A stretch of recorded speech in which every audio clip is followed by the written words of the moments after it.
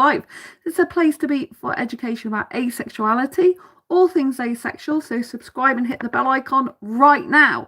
So are you an asexual person who has ever thought about having a relationship with a sexual, and if it would work or not? Or are you a sexual person who's thought about having a relationship with an asexual person and you're not sure if it would work or not? If so, this video is for you. Now, unlike my other videos I previously posted on this topic before, I'm going to be doing a deep dive into what it takes to possibly make this type of relationship work. Because having an asexual and sexual person in a relationship together is not just about sexual compatibility or sexual incompatibility. It's about multiple aspects of your life, both your lives. That's what a relationship is about. Not just about one part of your life, but multiple aspects of yourself and your life to see if you're compatible with another person. So, without further ado, let's get on with the show. I have to say, if you want to post in chat, you can post in chat. I will be taking some questions throughout the chat if you've got any, but I am not going to deal with people who are being rude or trolling or anything like that. So please keep the chat very respectful. Okay, let's go. So I've took the liberty of writing this out. This is all the different things, but there's probably more that determine whether a relationship between an asexual and sexual person will work or not. So first of all, we've got the asexual/sexual needs. Now, this is obviously one of the most important things. It's not the only important thing, right? But so, for example, if an asexual person and a sexual person both have very different sexual needs, this is going to be really hard to make work, right? So I have to stress this from the beginning. So what I want to, I just wondered if my lighting, is it okay, my lighting in here, or shall I move my light up? There we go. You can see me better now. I had to adjust my phone, so sorry about that. You can see me better now. So yeah, so we're going to deal with the first thing, which is asexual/sexual needs, right?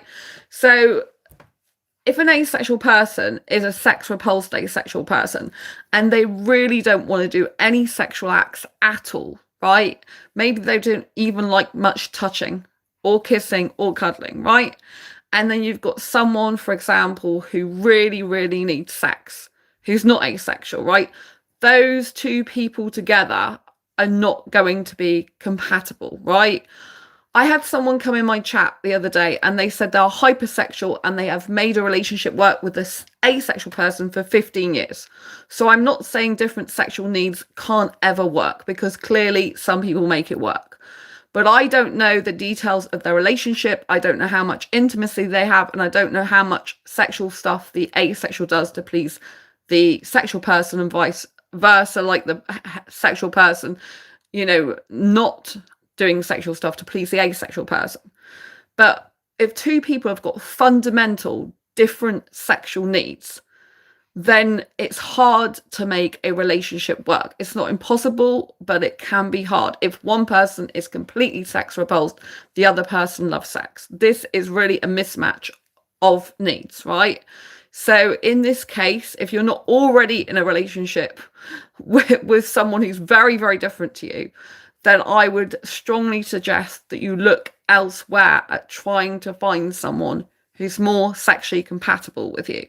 So, for example, hi to everyone in chat as well. I just wanted to say that. So, for example, if you're an asexual who's sex repulsed, obviously you can look for other asexual people. If you want to try making a relationship work with a sexual person, you'll need a lot of open, honest communication. And the sexual person will still need to feel like they're getting their needs met, as well as the asexual person. This pairing can be very, very difficult. Some asexuals are not sex repulsed. So for an asexual person who's not sex repulsed, happy to do sex upon occasion or in certain circumstances by negotiation, this type of thing, then that could work. You know, if a sexual person needs sex but is not hypersexual, needing it all the time, for example, or they can, have masturbation, or they do whatever, that they want to fulfill their sexual needs, with the agreement of their asexual partner, then that could work out. But if you've got fundamental different sexual needs, like I said, an asexual is completely sex repulsed, a sexual person who loves sex, those two people can't both get their needs met in a monogamous relationship unless the sexual person is happy to masturbate themselves, for example, and they don't actually need sexual intercourse, right? Some asexuals will do some sexual acts without actually having the sexual intercourse. So if that works for the sexual person and the asexual person, then that could work for both of them, right? But if a sexual person wants to do sexual stuff and the asexual person doesn't want to do any sexual stuff, the longevity of that relationship is going to be very difficult to navigate. I'd probably say that it's almost impossible. But like I said, there's a hypersexual person that came in comments on my channel recently that said they've been an asexual, in a relationship with an asexual person for 15 years and made it work. But I don't know the details of the relationship. I do not know how much sexual stuff the asexual person does for the hypersexual. And I don't know how much the hypersexual has to refrain from getting their sexual needs met in order to make that work. So obviously, in a relationship with very vastly different sexual needs, it depends on the individuals as to how they want to navigate that. But you need open, honest communication, and you need a way forward as to how you will both get your needs met. And if it's something you're both comfortable with, like some asexuals don't mind their partner having sex outside the relationship. Other asexuals do. Thank you for the thumbs up. Appreciate it. So you've really got to ask yourself, like, the questions of, if you had someone who was your potential partner and they were a different sexuality to you. For example, if you're a sexual person watching this now and you're considering a relationship with an asexual person, you need to ask yourself, like, could you be without sex forever? If that's what the asexual person required you to do in order to meet their asexual needs. For example, if they're a sex repulsed asexual, right? If the answer to that is no, and the asexual person is monogamous, then you would need to look elsewhere for a relationship, because that wouldn't be fair to you to not get your needs met, and it wouldn't be fair to the asexual person to be with you and then you leave them one day because you can't be satisfied in that relationship, right?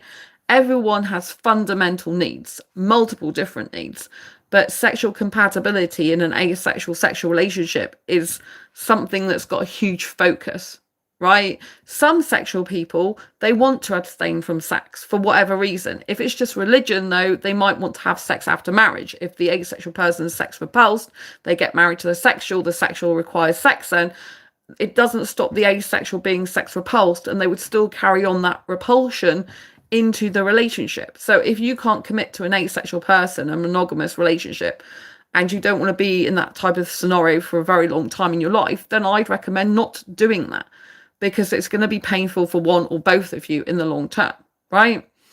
If your asexual person doesn't mind doing some sexual acts, although they don't want sex, and that is enough for you as a sexual person, then that could be a good compromise, but only if you're both getting your needs met. If the asexual person is a person that would feel too much pressure from that, they would feel too much like they're not being themselves. Maybe they feel like they're betraying themselves, or they are doing stuff that they don't really want to do, then that would be no good either. So it really depends on how the people in the potential relationship would feel. Like, are they both getting their needs met? Because if you don't get your needs met in any relationship, regardless of sexuality, you can start to feel resentment. You can start to feel very lonely and isolated, even in a relationship, even if it's meant to be a loving one. You can start to feel like that there's something missing, or there's something that's not quite right.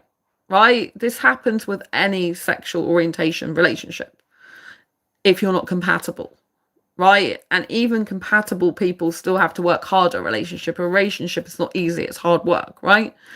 But with a sexual and asexual relationship, the only way it can work is with open, honest communication and actually discussing what needs you both have. Some heterosexuals, they do decide to abstain from sex forever and be completely celibate in their life. other sexual people might have, for example, a disability that stops them ever having sex. So they might be suitable for an asexual person like that, but it depends if the sexual person gets very, very frustrated with their disability not being able to have sex. And instead of it being something to be joined in unison with the asexual person, they kind of resent the fact they're not having sex. They get angry about it, grumpy about it, resentful about it, even though it's not the asexual person's fault. It's the fact they have a disability they can't, makes them, not able to have sex.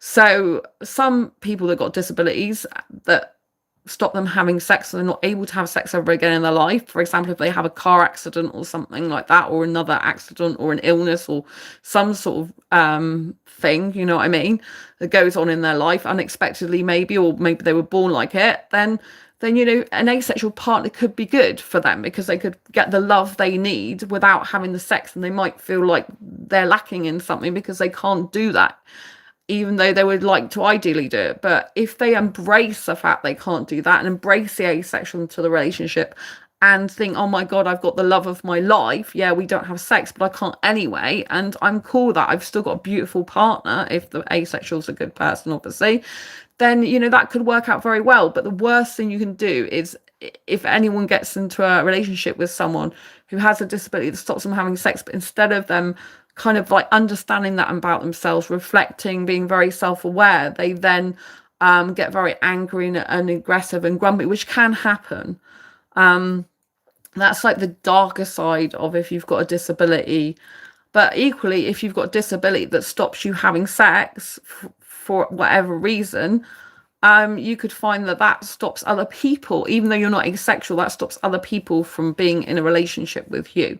I have fibromyalgia, and I found out I'm asexual before. I found out I'm asexual after I was diagnosed with fibromyalgia. But fibromyalgia can cause pain, like with sexual stuff. And some people who have fibromyalgia can't ever have sex in their life. And I've known people who are in fibromyalgia groups and their partner leaves them because they can't have sex. They got fibromyalgia partway through their life and they can't have sex anymore. So, it's a really fundamental, difficult thing to discuss your sexual needs, but it's absolutely crucial and critical. And it's important to discuss these things up front with each other. And like, before you even get into a relationship with an asexual sexual person, it's important to ask yourselves, could you have this type of relationship? Could you be with this person forever if you want a long-term relationship? And how would you both navigate those different sexual needs together? Would you negotiate a time to have sex? Would you be okay to do some sexual acts but not others together? Would you have a monogamous relationship where you just like committed to each other, or polyamorous, where one or more people in the relationship, either the asexual person, sexual, both of you, have other relationships outside of the relationship to get your needs met? Like the asexual person has other people to have relationships like emotionally with, and the sexual person has other people to have relationships with, sexually.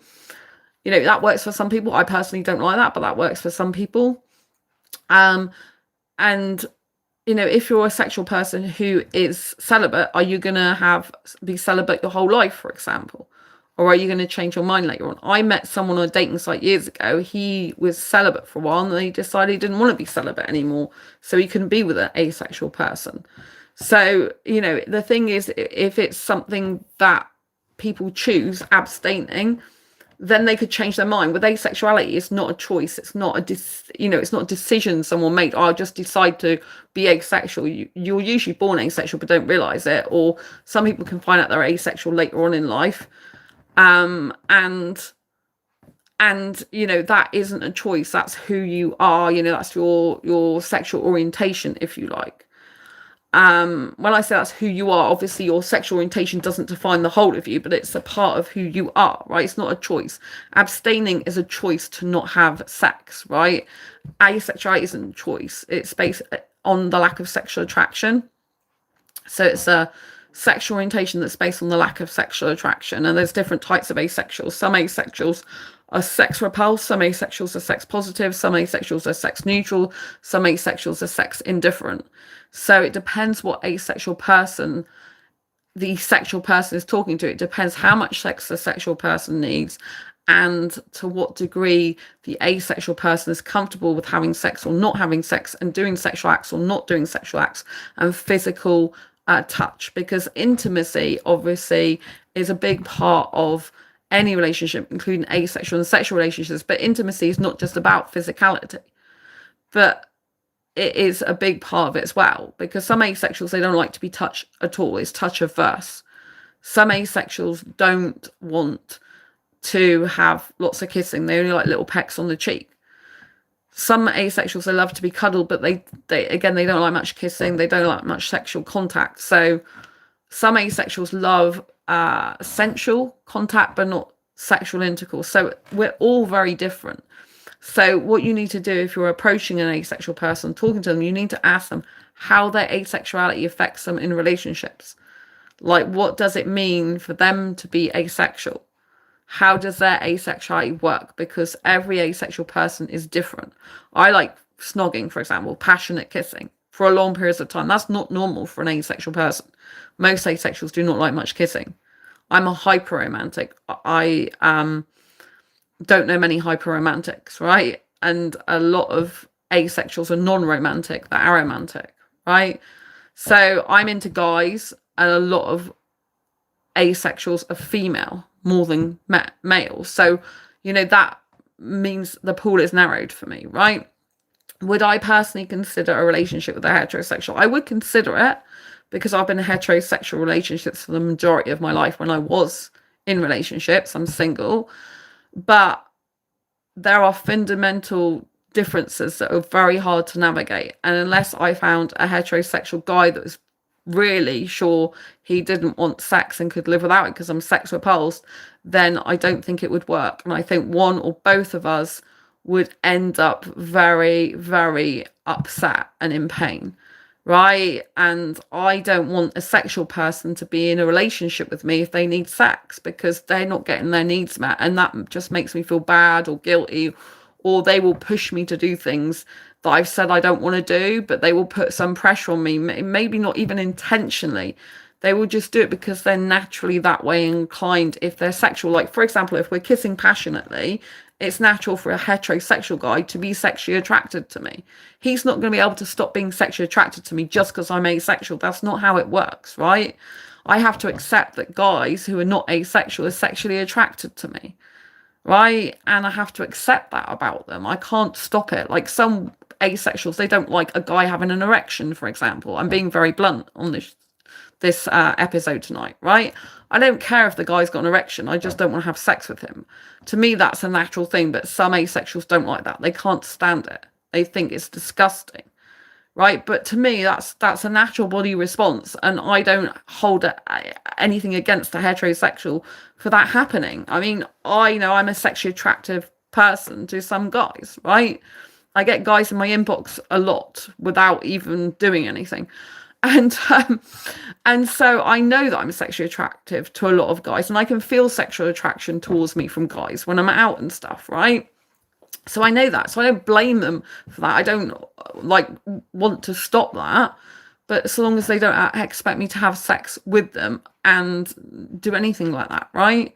Some women don't like their partner watching porn. I am one of those women. I see porn as cheating. So even if a heterosexual person was in a relationship with me, if he was watching porn, I wouldn't want to be in a relationship with him, because I class that as cheating. Some people class masturbation as cheating. I don't class masturbation cheating unless they're doing that over some other girl or person, right? Because I don't mind them doing that. But if they're doing it over pictures to some other girl and thinking about sometimes obviously you can't help what pops in your mind, right? But if they're purposely getting pictures and photographs of other girls and they're just doing that type of thing, then I personally don't like that. This is what I personally have and believe, right? But every asexual is different. Some women don't like their partner masturbating. They see that as cheating. I don't, unless they're doing it over someone else, right? So even though it seems really weird, the thought of someone doing that over me, if it's someone I'm in a serious, committed, loving relationship with, I'm okay with that. But if it's some random dude on the internet that's doing that over me, which I've had guys in my inbox come and tell me, then that to me is just utterly disgusting, especially if they think they can fix my asexuality with their dick, which is disgusting. And no, it doesn't work like that. I have to say, right, that if a sexual person has sexual intercourse with an asexual person when they don't want it, and against their will, and they don't want it, that is sexual abuse. So I'd err on the side of caution. If a sexual person is ever thinking about getting into a relationship with an asexual, you do have to abide by an asexual person's boundaries. If they don't want to sex with you, if they don't want to do sexual acts with you, if they don't want to look at your sexual parts, you have to respect that and do what they say like that, because otherwise it can be classed as sexual abuse, which obviously someone could bring a lawsuit against you or court case. I'm being like blunt here, right? Obviously that might not happen, but they could do, right? And you don't want to be getting to the stage where that could potentially happen. You don't want to be doing that to someone, right? You don't see asexuals as a challenge, or they just haven't tried me yet, because that is not on, and that is disgusting, right? So don't see us as a challenge. Just if you don't want to not have sex and an asexual person doesn't want sex, then don't be with the asexual person, right? Move on to someone who does like sex, right? I don't think it's wrong for people to have sex if they like it, want it, need it, and it's consensual and all people are happy and enjoying it themselves within it, right? Doing it. But what I do know that is wrong is if someone is trying to participate in sex just to please the other person, or they're feeling pressured to do it, or they're doing it against their will, or they're being pushed into it, coerced into it. This is wrong, right? And if you're a sexual person who really needs sex and you can't live without it, an asexual person really doesn't want sex and they don't want to do any sexual acts, this is a fundamental mismatch of needs and it's incompatible, right? I'm not saying it never works, but it's very up and down a rocky road often, I would have thought, right? Because you're both not getting your needs met at the end of the day. One or both of you is not getting your needs met, not all the time anyway. And certainly it's hard to deal with feeling either unloved, unsupported, or what, not wanted, or not wanted the same way. The asexual person can be like, why don't you just love me for who I am, without sex, without my genitalia, without my private parts? Why do you need that from me? And the sexual person can be like, why are you rejecting me? Why are you pushing me away when I see sex as a form of like being close to you, right? Neither of these perspectives are wrong in and of themselves, but they can feel very wrong to the other sexual orientation. An asexual person can feel like, why can't you just love me without sex? You should love me for my personality, not my body. Why do you even need that? Because an asexual person doesn't usually need a physical body like that, right? And a sexual person can be like, why are you rejecting me? Why don't you want to be physically close to me? Why don't you want to have sex with me? I don't understand, right? So this is how different views can feel, and this is the insight I want to give to you as to why it's very difficult navigating this type of relationship. But let's face it, there's a recorded 1% of the population is asexual, right? It's 1 in every 100 people you meet. There's going to be people on dating sites that are asexual that you just haven't uncovered or discovered yet, because most people are not out about being asexual like I am, right? And there's going to be people in your life that is asexual, grandparents, parents, relatives, family, friends. And there might be more than 1% of the population, right, that's asexual. But what this means is asexuals will navigate to trying to find relationships with sexuals sometimes, because our pool of people that we can be in a relationship with is smaller. It's still loads. 1% of the population, 1 in every 100 is still a lot of people in the world, right?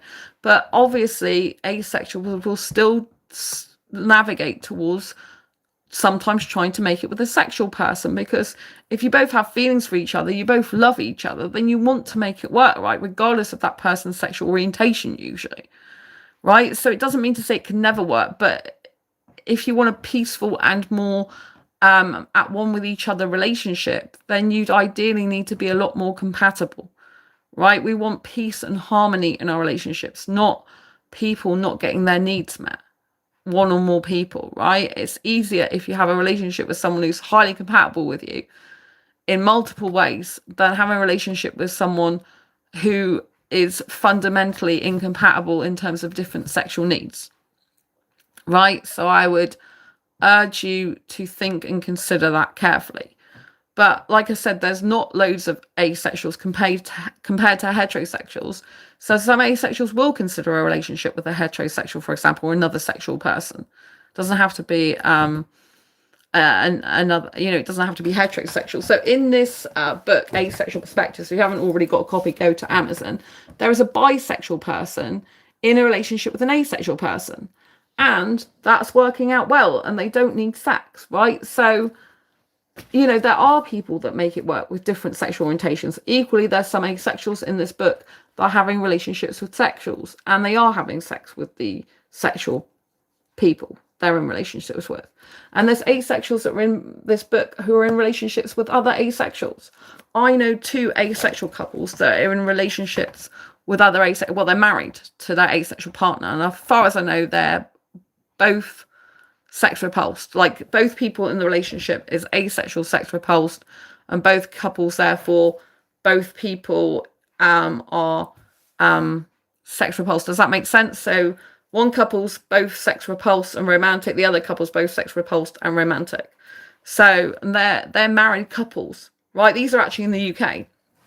So it's not that it can't work being in a relationship with a sexual person, but sometimes it's a lot easier to be in a relationship with someone of your own sexual orientation. But it depends on the individual. Some sexuals, like I said, they can be without sex. They can be celibate, or they can, they can live without sex. Some sexuals have a low sex drive, and sex is not that important. Some sexuals have been without sex for years, and they don't actually need that in a relationship. They need other things that are a lot more important to them. So every person is different, right? So I want to go back to this this like spider's web I did earlier, if you didn't already see this. So this is what we're going. So we've now discussed asexual sexual needs, a bit in the middle, about sexual compatibility. But you might have noticed here is all the different types of things you need to look at to discover whether you are compatible with someone. So when someone talks about an asexual and sexual relationship, all they talk about really is the sexual needs. They don't talk about all these other aspects of people's relationships and life to see whether you're compatible or not, because compatibility is not just about sexual needs. It's about a whole host of other things, right? I spent ages writing this out before this live stream, right? So if we go through some of these, right, I know it's a bit hard for you to see on this because there's a lot of stuff, right? But if we go through the deal breakers, right, so if we look on the left side of the sheet, Passport Pioneer said it can work, said hi.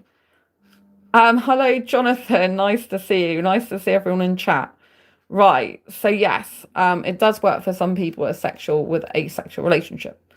Right. So let's go to the left-hand side. So like I said, the sexual with asexual relationship is not just about sexual need compatibility or non-need compatibility. It's to do with all these other things, right? So when you're talking about relationship with anyone of any sexual orientation, you need to be considering these things, right? So I've talked about intimacy, but intimacy is not just about sexual needs.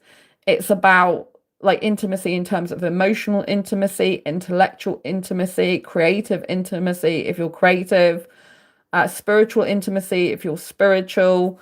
And it can just be about sharing secrets, sharing thoughts, sharing feelings. This is all to do with intimacy. Raymond said, you speak English pretty good. Where did you learn? You're very funny, Raymond. Very funny. I was born in the UK, so my native language is English. It's a beautiful accent. Oh, thank you. I was born actually at the north of UK, but I'll get on with my stream now. Thank you. So, yeah, so intimacy is to do with sharing secrets, feelings, emotions, lots of different things. So it's not just physicality. So are you compatible in your intimate needs, not just sexually, but also in all the other things? So for example, if you need a lot of emotional intimacy, does the person reciprocate the emotional intimacy? Are they open? Are they emotionally available? Are they there for you in times of distress and need? Do they like shy away, avoid intimacy, avoid emotions, which is not going to make you feel good if you're someone who needs emotional intimacy and support, right? you can have very fundamental differences in intimacy needs and incompatibility, right? So if, for example, you've got someone who's like got an anxious attachment style. I wrote down here, right, attachment style. So if you have someone has avoidant attachment style, someone has an anxious attachment style in a relationship, then that can be a very bad mismatch. Anxious attachment and avoidant attachment get attracted to each other, but it can be very difficult to navigate this type of relationship, right? Because with an avoidant attachment, when something happens, like something goes wrong in the relationship, an avoidant can want to avoid the talk, the difficult conversation, the emotional fallout of what went on. And the anxious person can want to get it resolved very quickly. So the avoidant can want to avoid and run away and pull back, and the anxious attachment can want to come closer and let's resolve this fast because they're anxious to get it sorted. So the anxious and avoidant attachment styles, they're very attracted to each other, but they're opposite of each other. So there can be a push-pull dynamic, which can make the relationship very unstable. And these things apply to any relationship of any sexuality. So obviously, when you're dealing with an asexual / sexual relationship, an asexual person with a sexual person, all this has to be accounted for, not just the sexual needs. And this applies to any sexual orientation who's watching this now, not just asexuals. But I know this is one of the most asked questions I get on this channel. Can an asexual and sexual person work in a relationship? How can I make it work? So if all this type of stuff, the majority of these type of stuff you end up being compatible on, then yes, there's a high chance that it could work. But if a lot of these things you're just not compatible on and conflict with each other, then probably you're better off looking somewhere else, right? So deal breakers, besides intimacy, what else, right? Thank you for the thumbs up. I appreciate you a lot. So kids, these are the deal breakers. Kids, marriage, living together, and sex or no sex, right? So we've talked about sex or no sex, like being a major issue between asexuals and sexuals, and about navigating that open, honest communication, find out what your needs are and expectations in the relationship from the beginning, and discuss, right? A lot of discussion before actual action taking, right? Because you don't want to hurt each other. It's not nice, right? But these are fundamental things, right? So kids, right? Asexuals, some asexuals will have sex just to have children and will never ever have sex ever again. I've known people like this, right? And so for some sexual people, heterosexuals, if they don't realize that partner is asexual, they could be having a lot of sex even before they have kids because the asexual person really wants children. Then when they have the children, they stop having sex, and the heterosexual partner's like, or sexual partner is like, what's gone on? I don't understand. What's gone on? But also I've known of asexual couples to do this. They have sex just to have children, and they both know they're asexual.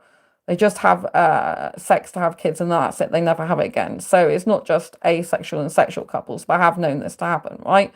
So there needs to be discussion about kids. Do you want it? And if so, how would you conceive them, right, together? If someone wants kids, the other one doesn't, that's a fundamental deal breaker. And you need to move on if you've got different ideas of kids. Obviously, I'll say it's a deal breaker. It depends if it is. If you're a person that doesn't really mind where they have kids or not, and you're open to either being true, like you could have kids, don't mind if you don't have kids, you don't not fuss one way or the other, then that could work. But if you've got two people, one who says they really want children and one who says they definitely don't want kids, that is not going to work, right? I personally never want children in my life. I've known since 15 years old I never want kids, and that has never ever changed in my life. So if a guy ever wants kids in his life or he's not sure, that would not be the guy for me, right? I need a guy who's fundamentally certain he does not want kids, because I do not want to have to deal with the fallout of when he splits up with me knowing he wants children and I can't give him that, right? I can still physically have kids, but I just don't want them ever, right? Some asexuals will adopt kids, some asexuals will have a surrogate, some asexuals will have artificial insemination to have children. So again, a big conversation is needed around kids. And if both people want kids, how would they navigate that? Please do not assume that an asexual person will have sex to have kids. There's some asexuals that are very sex repulsed that do still want children by other means, right? Adoption obviously is a choice as well.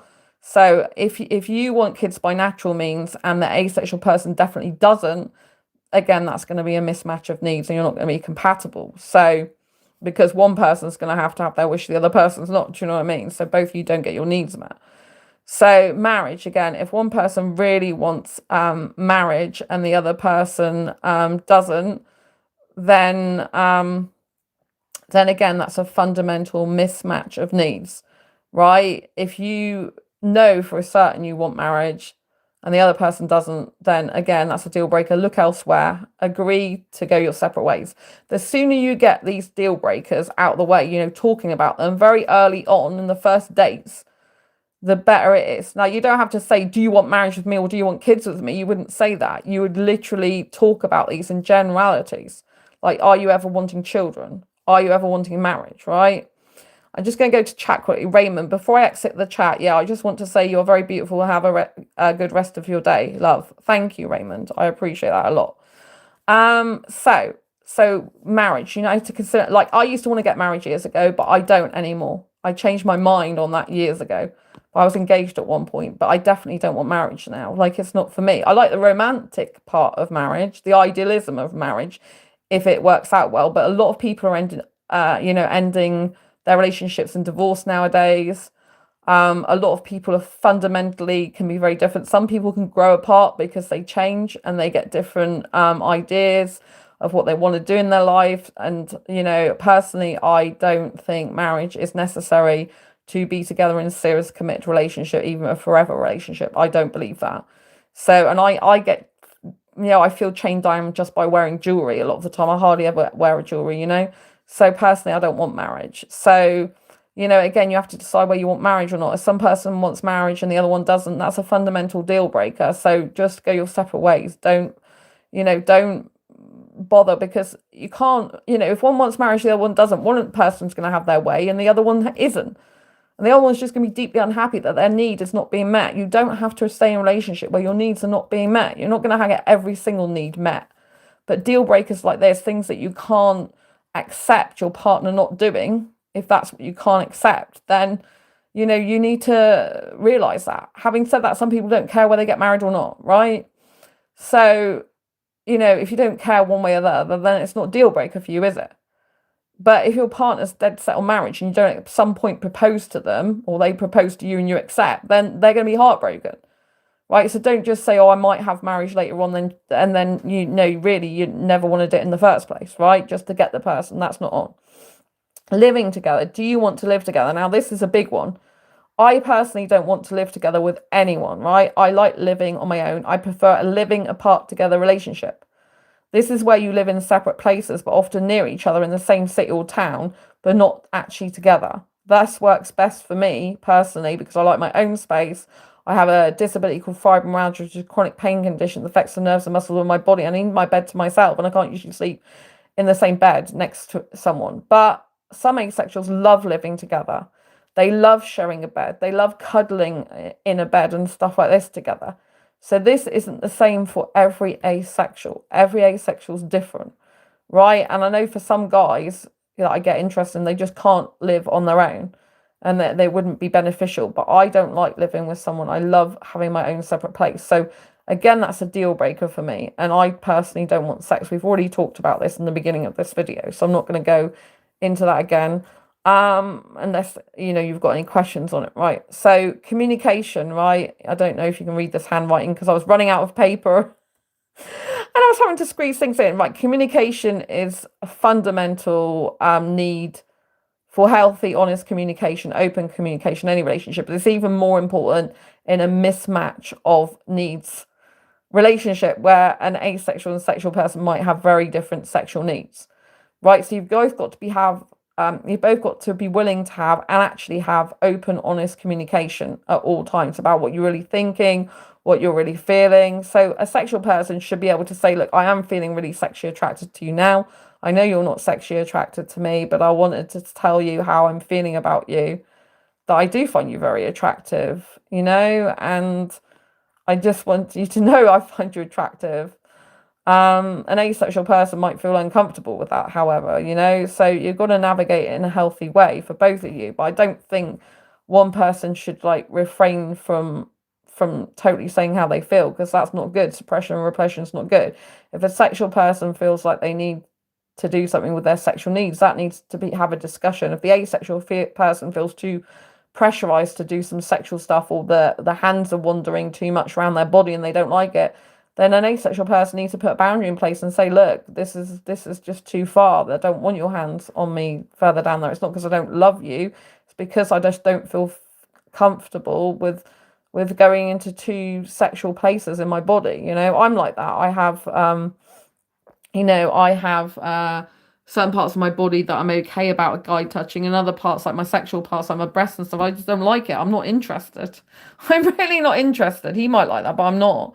So I have to make that very clear when I first start dating a guy. There's certain areas you can't touch. Even if I'm in a club with a guy, or even kissing a guy or whatever, I'm like, don't touch here, don't touch there. And they're like, some of them are like, why? I'm like, because I don't like it. I just don't like it. It's uncomfortable for me. I don't like it. I don't want it, And if they're not happy with that, then, we have to part ways, right? So you have to put a boundary in place if you're an asexual person with a sexual. What I mean by boundaries, I'm not telling you to control a sexual person. I'm telling you to share with the sexual person what you like and what you don't like in terms of physicality, right? You need to be honest and open.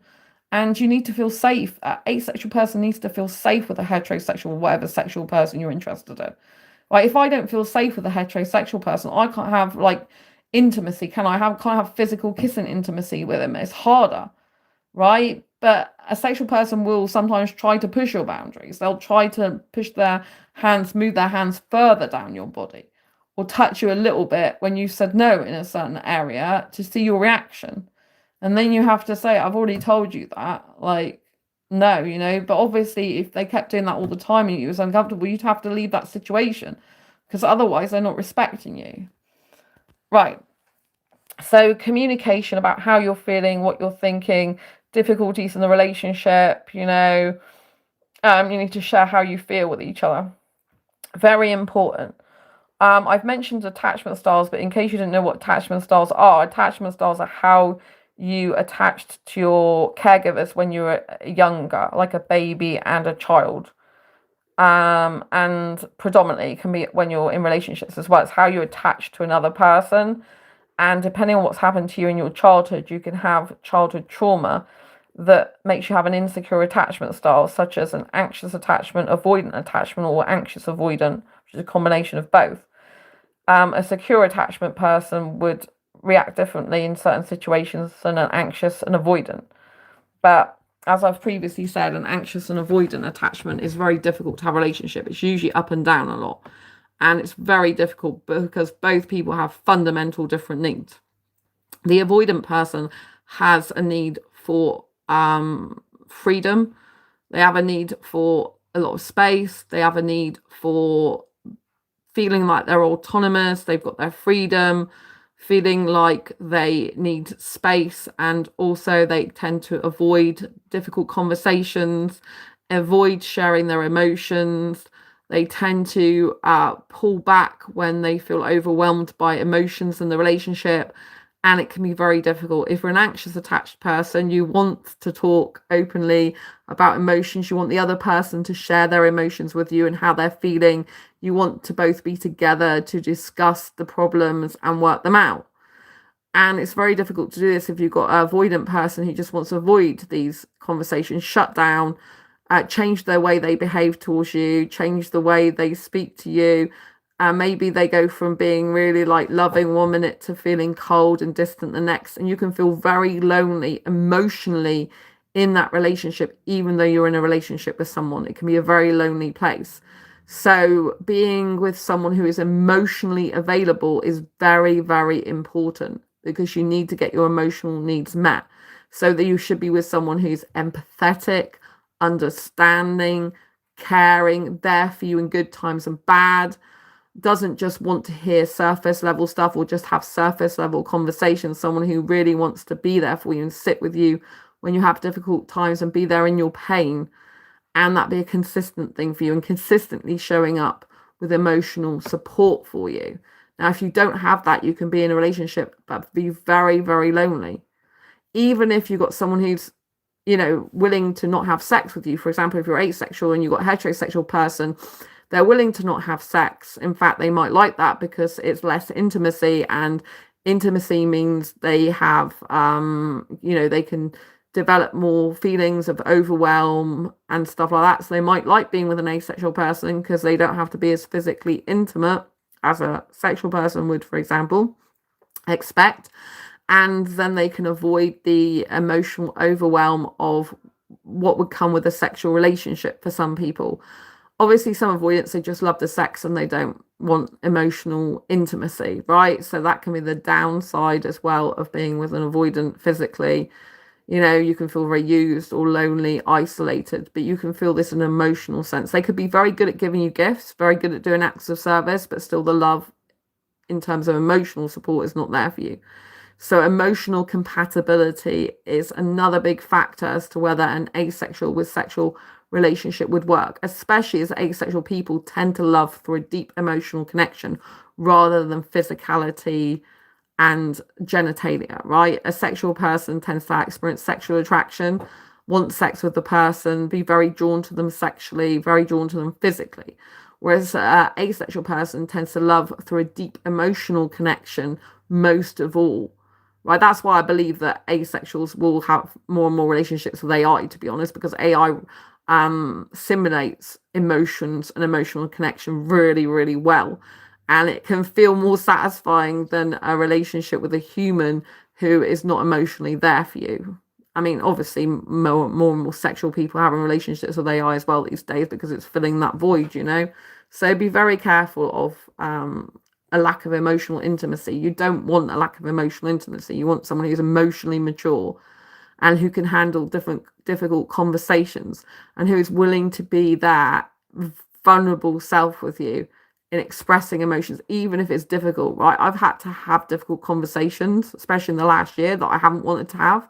It's very difficult for me as an anxious person, but I've had to have them in order to express my needs more and what I want. Do you know what I mean? You have to, and be willing to walk away if those needs aren't met, which I've had to do in recent times.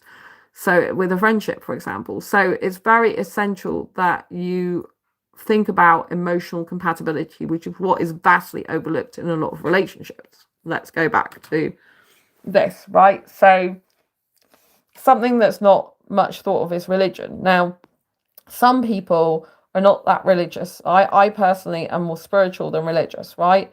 But some people are very religious, right? And they have to have another Christian person or another Muslim person to be in a relationship with. So religion can affect compatibility.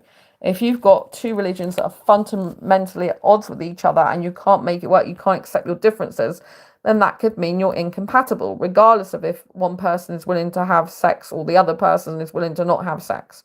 Or you can come to a compromise. If your religion is so different that you just have fundamental different values and beliefs, then it's not good. Minky, hello Minky. Hi Sandra, I love seeing stuff like this that you've written up. Really interesting usually, I find. Oh, thank you Minky, I appreciate you being here. So this is like religion. So yeah.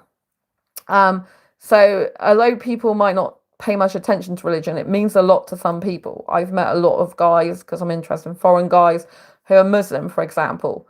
Now, some are not strict Muslims, others are. So some people want, like their family members want their son or daughter to get married. I'm only interested in guys, so guys is the only thing that's relevant to me in that, but they want their guy, their son to get married to someone from the same religion. I don't even want marriage, but they require their son to get married due to the religion, and they want the person they marry to be of the same religion. And sometimes it can be fundamentally at odds with your own religion or spirituality if you're spiritual, for example, right? So think about that. Although it might not seem relevant, it can be very, very relevant, and it can cause a lot of disharmony between families and loved ones, right? Ethnicity. Now, I personally like guys who are a different ethnicity to me. I like Indian guys as my top attraction, in case you didn't already know that. I talk about that a lot. I also like Pakistani guys, Sri Lankan, Bangladeshi, Middle Eastern. I like a lot of different guys. So even though I'm British, I prefer foreign guys, which may be weird. And no, I don't want to leave the UK and go abroad.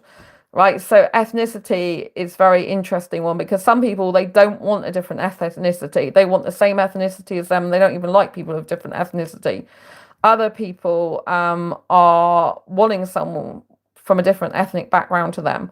So you've got to consider, though, the implications, because even if you want someone from a different ethnic background, their background, family dynamics, their community dynamics, their expectations might be very different to your own. So this, again, could raise compatibility issues with an asexual and sexual relationship. So you must look into the ethnicity, and not just what ethnicity they are, but what it means for them, their family, their community, how heavily they are involved in the beliefs and things relating to that ethnicity, right? Their culture, for example. What are their cultural needs? What are their do's and don'ts? For example, I like Indian guys, and it's in their culture that they don't usually do much kissing in public, especially not in India, right? But I'm not interested in that. Personally, I will need, in a relationship, I fundamentally need public displays of affection. Now, this might be really weird to some people, that this is a deal breaker for me. Right? I mean, I have been with British guys before, so I could be with a British guy again. It doesn't have to be like a foreign guy, but I feel more and more I want an Indian guy, because I just believe I'm meant to be with an Indian guy. But having said this, it's not like I can't be with another guy. But if, of a different ethnicity, or the same ethnicity, in other words, different guy to Indian, or I hope I'm making sense. Anyway, what I'm trying to get at is, it's not just about me wanting a different ethnicity. If the ethnicity, the values, beliefs, morals, and ethics of that ethnicity contradict my own, then that's not compatible, unless you can work around it and come to some compromises. But if two people's needs are fundamentally different, then that means it's not going to be good for the relationship. It's going to be rocky road. You're better to find someone whose ethnicity, even if it's different to yours, is compatible in some way. Like, like you're both on the same page. Maybe you're both a different ethnicity, but one person's like much more laid back about their own ethnicity, and they're not bothered about their cultural norms. Whereas the other, and they don't mind, going along with the other person's cultural norms, for example, or embracing them. Or maybe you're both not really bothered. You're not really bothered about your own culture. You just have your own culture together, rather than your own culture, like your background culture. You want to make your own culture together, like for the relationship, like what you want and what you don't want. Right, soul, like if you're spiritual, it's often really important to find someone who's also spiritual too. Someone who you feel you've got a deep emotional connection with, but a spiritual connection. Someone whose soul you'll feel connected to, even though you're far apart. I'm very spiritual, and I would need someone to understand the spiritual side of me. For example, my intuition, my intuitive abilities, my ideology. That sometimes I just all the time I go by my intuition, and sometimes it would make no sense to an outsider whatsoever. Like, I'll go and do something that might seem illogical, but if my intuition tells me to do it, then I will go and do it. So if I had a partner was saying, oh well, there's no logic to that, that would just upset me, and I would feel no empathy from the person, and I'd feel like they were trying to emotionally cut me off, whether intentionally or unintentionally, from my soul and my soul purpose, and they didn't understand me. Do you see what I mean? So for some people, they don't really feel they're spiritual, so they're not bothered about spirituality. But for some other people that are spiritual, they'd want to know that they feel connected to that other person. Like, I believe in soulmates, so if I was with someone who didn't believe in soulmates, that would be difficult for me to accept. But it's not like I couldn't be with them, because my person might not believe in soulmates. But in order to be a soulmate, really, you need another person to believe that they're your soulmate too. That's kind of how soulmates work. So yeah. And I would need somebody supportive of my spirituality and my intuition. They would just be like accepting of it, and even believe that what I say for myself is correct, and that, they would support me and say, you should definitely believe in yourself, and trust yourself, and certainly they would support whatever like spiritual guidance I was giving myself. Do you know what I mean? Even if they didn't feel spiritual themselves. Now, age, for me, I like someone who's younger, right? But age can be a difficult thing, because some people like older people than themselves, some people like younger people, but some people's age is fundamentally incompatible, because it's not just about their number, their age, it's what their interests are. So, for example, I couldn't be usually with someone anywhere near my birth certificate age, because someone near my birth certificate age would be interested in nature, history, probably politics, watching TV, putting their feet up, putting their slippers on, staying indoors a lot, and not doing that much with their life, right? And having older energy, right? That doesn't work for me. I'm not saying everyone's like that. There are exceptions. I have been, well, I was once years ago with someone who was older than me, but that felt really weird for me. So it's not that there's no exceptions. Like, there could be a really young looking guy and a guy that was really like young and vibrant in soul. But for me, age is about soul. It's not like about birth certificate age. It's the soul age. It's not just, it's like mindset as well, and lifestyle, right? Which is very important. I haven't actually written mindset on here, but mindset is a very, very important thing. Like, are you compatible in your mindset, right? So then again, over here, politics. I don't like politics, really. I don't get that heavily involved in it. I'm not really interested. But if you're in if your political view is very opposing to the other person you're thinking about getting into a relationship with, then that might cause a lot of conflict. I need someone, I'm usually Labour, although now I've kind of like really not liked Labour anymore because they're a nightmare in the UK. They've completely changed and I don't like the way they are at all. So God, I don't know what I'd be voting for next time. I didn't even in the local elections or whatever, I didn't vote for Labour. In the general one I did, and then I realised, God, they're so bad now. I don't like the Labour government over in the UK anymore, right? But I used to be Labour for years. And anyway, my main one, I've never voted Conservative, but I had a friend in work years ago. I don't work for an employer anymore. I'm self-employed, but his political views were the opposite of mine. They were Conservative, but instead of just accepting my views were different to his and still be friends, he was very like full of himself. Like, oh, my party's the best, and do you know what I mean? And what they say goes, and it's great and everything like that. And that to me is really bragging. If someone's different in politics and they can understand each other's point of view and they can say, well, I like this and I like this. But if there's one particular person or both of you that's fundamentally at odds with each other, it can really, corrode the relationship. So although politics, religion, and stuff like this shouldn't seem like it's very important in a relationship, it can be very important. Because if you're at odds with each other and shouting or arguing, or just one person's being really boastful and thinking they're better than the other person because of the political views they have and the people they support politically, it can cause a lot of disharmony in the relationship. So, that can be a really big one for some people, right? All these things on this sheet, which I'm going to carry on with, they're all to do with different aspects of your life, values, beliefs, morals, ethics. And if these are not compatible, then you can't be in a relationship, regardless of your sexual orientation. So an asexual sexual relationship is not just about sexual compatibility. It's about all these other things, which people just don't dive into like this. They just think, oh, well, we'll make it work. You don't understand a lot of the time that all these things are fundamental to the relationship, right? You need to have as many of these the same, similar, in alignment and in complementary as you can. Otherwise, it just means you're going to be at loggerheads. You're not going to get your needs met in the relationship, one or both of you. It's going to be very difficult to navigate, right? So values. Now, values is a big one, right? I've had a lot of different values to people in the past in relationships, and that's really been a fundamental flaw of why the relationships didn't work. So even in the relationships I've had with sexuals, it's been hard when they've had different values to me. That's really what's stopped the relationship rather than anything else. What do I mean by values? Things like honesty and dishonesty, right? If they value dishonesty and I value honesty, then that's no good. It's a fundamental break in values. It's a fundamental misalignment with values. Same with animals. Like, if some person's an animal lover and one person eats a lot of meat, red meat, or any meat that's going, the other person is a vegan, for example, or vegetarian, that's going to be very difficult to work. Now, some people who are vegetarians don't care if their partner's a meat eater or not, but other people do. And some people don't like seeing other people eat any animals. And, you know, if you had someone who didn't care what animals they ate and they just ate as many animals as they wanted to, that may be heartbreaking for you and a fundamental incompatibility issue that is rectifiable. Is that even a word? I don't even know what I'm saying. That's not rectifiable. Rectifiable, I think it's a word. Anyway, I make words up sometimes on this channel, just so I'd let you know.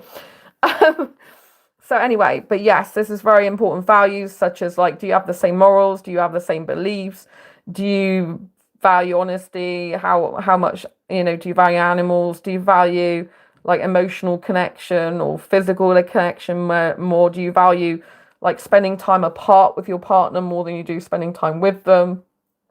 Do you value quality time, or do you value acts of service, which comes on to another thing to do with love language? I don't know if you can read this writing, how to squash some of it in.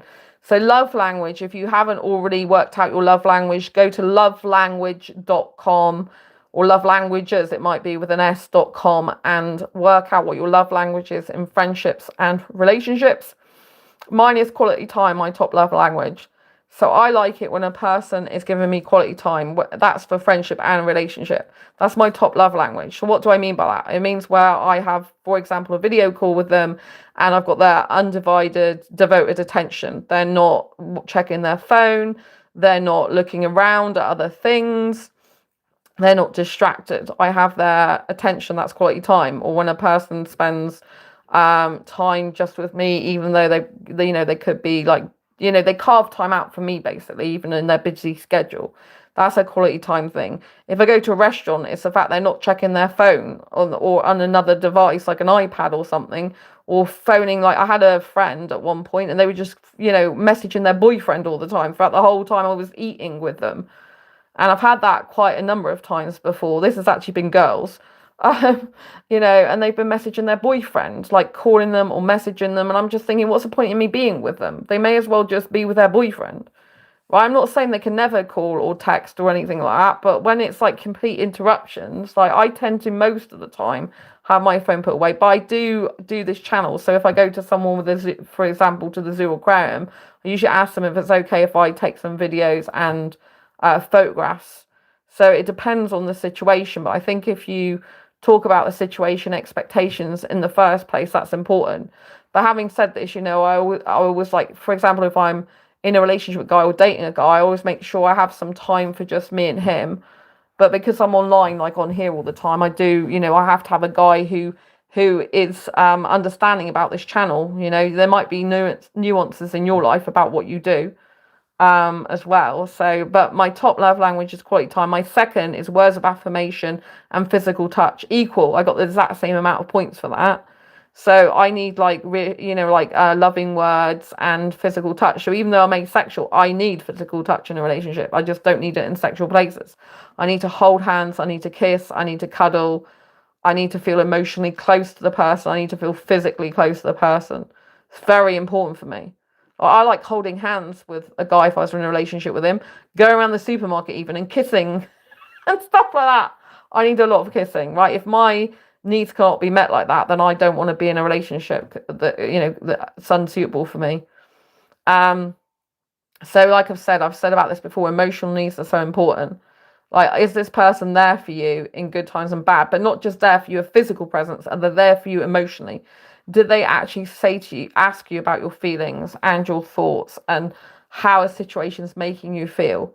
Do they address their own emotional needs? Do they talk to you about their own emotions? Do they share them with you? Do you have an emotional connection? Are they inquisitive and asking you questions about yourself?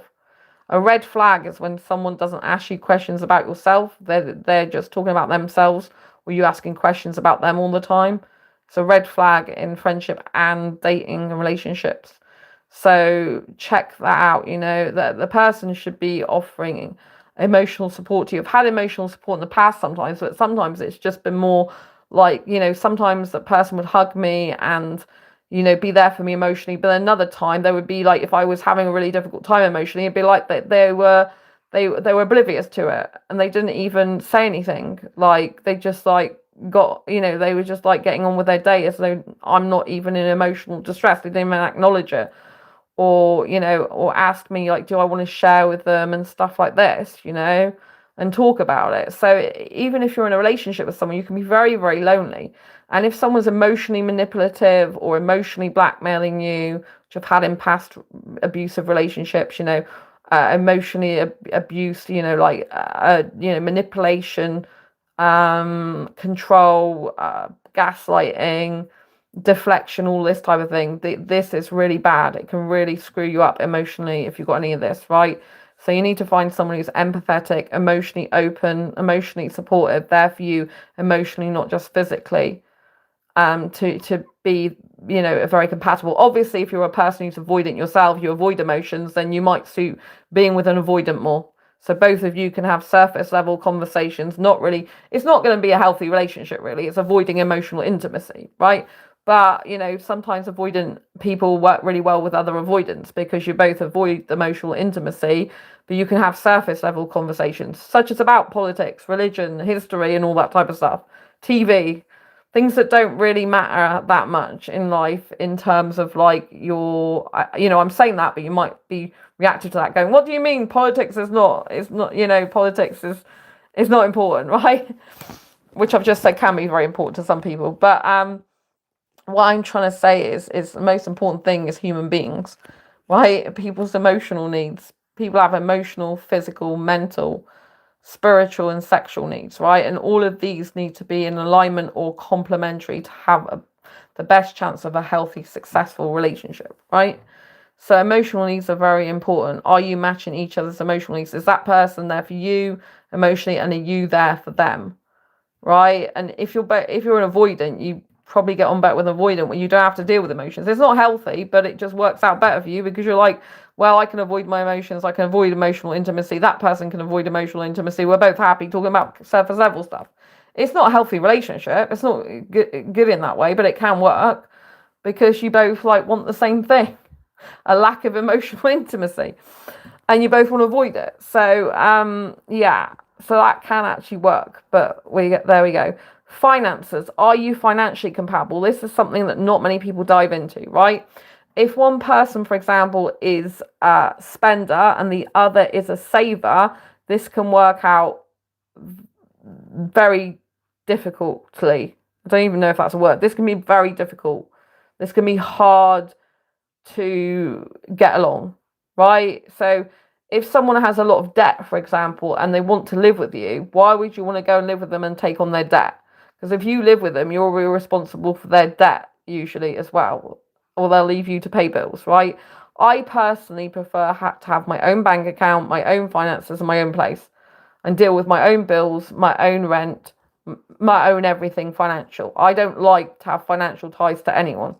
I hate having financial ties. I do actually have a financial tie to someone at the moment, currently, which I can't talk about publicly, but the details of. But yes, I have some financial. I still have some financial connection to someone I wish I didn't have financial connection to, but I do legally. So it can get very messy, and very difficult if anything should happen to the relationship as well. And you've got joint bank accounts and stuff like that. I have had joint bank account before in the past, years ago as well.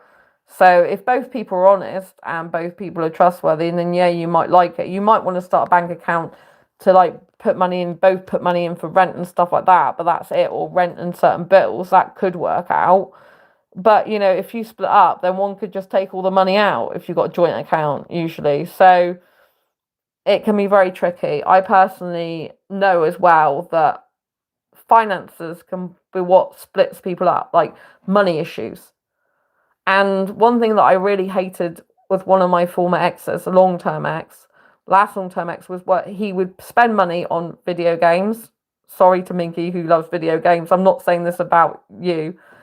I just want to make that clear, but he would spend money on video games, the latest clothes, the latest aftershave, the latest stuff to make himself look good, and he would not take care of basic stuff like getting a really decent bed so my back didn't hurt, making sure the curtains in the flat were actually properly ringed through.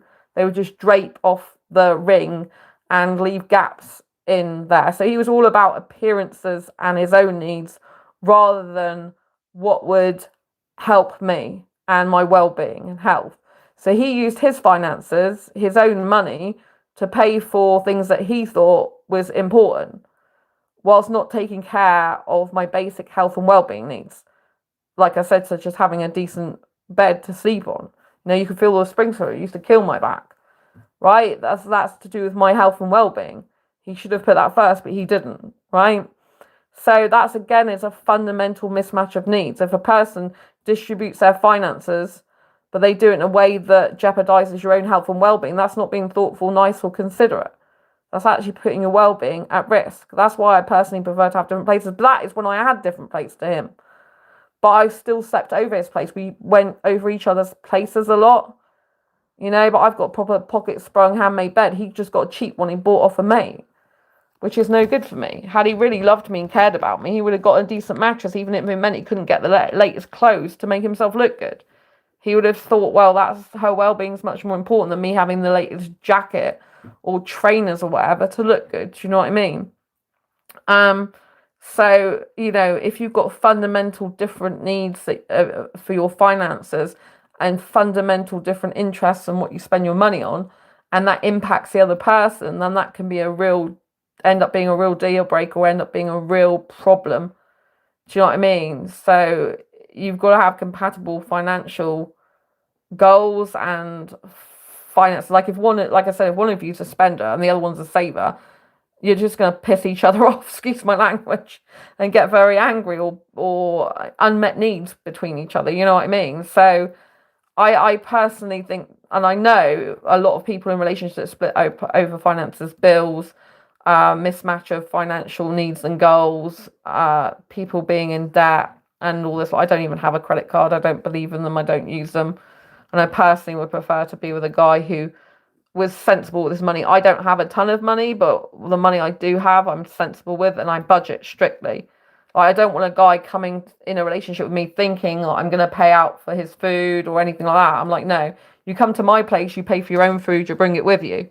That's how strict I am. I'm like, I'm not paying for your food. I've got a budget. I have to look after myself. I'm a single person. Even if I'm in a relationship, I still have to look after myself in my own place. Right? And a guy tends to eat more than a woman in general. Not necessarily in my case, because I eat a lot. But in general, I don't want to be paying for his stuff. I don't want that worry. I'll be feeling out of control. I like to budget for my own money, what I know that I need to spend for the month on food, etc. I have a lot of special diet requirements and stuff like that, so it's very important I budget accordingly.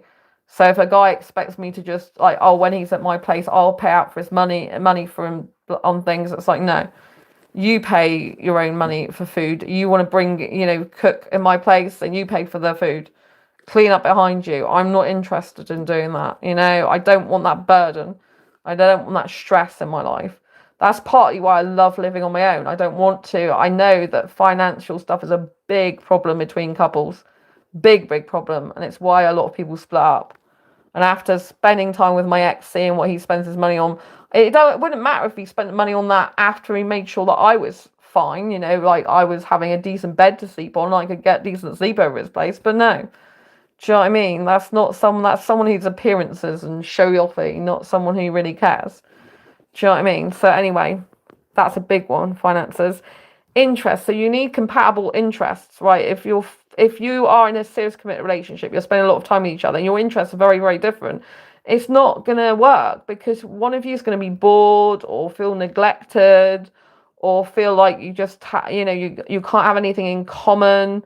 You can't share your interests. So for example, Minky in chat, who I know loves gaming, he would be best suited to someone who absolutely loves gaming, who's a gamer also, you know what I mean? And is interested in what he's interested in, because that would make him happy. It'd be like having your best pal where you're just feeding off each other in gaming and chatting together about gaming. It'd be like sharing a passion. That'd be a form of intimacy. I hope you don't mind me using an example, because for me, if I've got someone who's interested in the same sort of things as me, or complementary things, then that is very, for example, if I got someone who loves Disney, right, or loves going to zoos and aquariums, right, and who makes me feel really relaxed there with them, and he really likes and takes an interest like I do, I can chill out and relax more, knowing that they love being there as much as I do, knowing that it makes them happy and joyful, knowing we can both get excited together. That's a form of intimacy, because you're both expressing a shared connection and you're both loving the same sort of thing, that means that you can, the more interest you have that's same or similar or complementary, that work well together, the more you feed off each other in a healthy way, the more you like have a lot more synergy, the relationship is a lot more easygoing, it's a lot more laid back and relaxed. When you've got different interests, it can work. I've made it work before, and I've made it work with friends before a lot. It can be fine, but it can be very tiring and draining as well, because it can be really difficult if the person's got totally different needs or interests to you. Draining for both people and difficult for both people, not just one. Do you know what I mean? It's hard to navigate. It can work, but it's hard to navigate, right? Because I mean, in relationships, for example, like if a guy's really into nature, that won't work for me because I'm not interested in nature. The only way it would work is if he went out in nature with his friends, went in nature on his own and enjoyed that, and then he came back and saw me different times in the day, evening, or whatever. That's happened in friendships before. The person's been into nature and walks. They've loved long walks in nature. I'm not interested in that. I'm not interested in stuff like this. It bores me. Right, and they know this, right? So I have to be honest that it bores me, but I know they love it. So I'll talk to them about what they like about it, what they love about it, why they're interested in it, and I'll ask them questions about that because I know it's something they love, and if I love them or care about them as a friend or relationship, whatever it is, then, I'm interested in it because I'm interested in them. But it's a lot easier if you're in a relationship with someone whose interests align with your own, because it's like you're flowing together in life. It's not so hard work.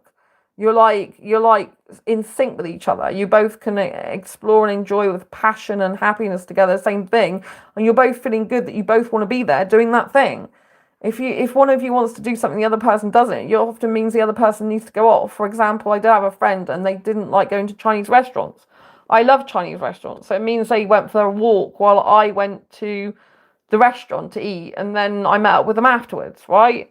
So it can work. There's ways around it, right? And if it's just something like that, I'm at the restaurant for an hour and a half, if that person's doing their walk, that can work. But if fundamentally everywhere I want to go, they didn't want to go, it would just be a mismatch. And I think in an actual relationship where there's more intimacy, you're spending more time together, it's even more important. Because if you're like, say you're in a relationship and you're seeing each other 3 times a week or more, you're going to want to have similar interests. If your interests are so different, you're not going to be spending much time together, are you? You're both going to be off in your own little worlds, doing your own thing, and you're not really going to be sharing much. Do you know what I mean? There's not going to be much communication and connection time where you can both understand each other, relate to each other really well, because if your interests are fundamentally different. Thank you for the thumbs up, by the way. I appreciate your thumbs up. Any thumbs up is greatly appreciated. Similarly with hobbies, if you've both got different hobbies as well, like it's good and healthy to have different interests and hobbies. I'm not saying everything should be the same, because variety is the spice of life, and if everyone was the same, it would be boring, right? But if you've got if your hobbies are so different to each other, if they're opposing as well, that's not going to be good.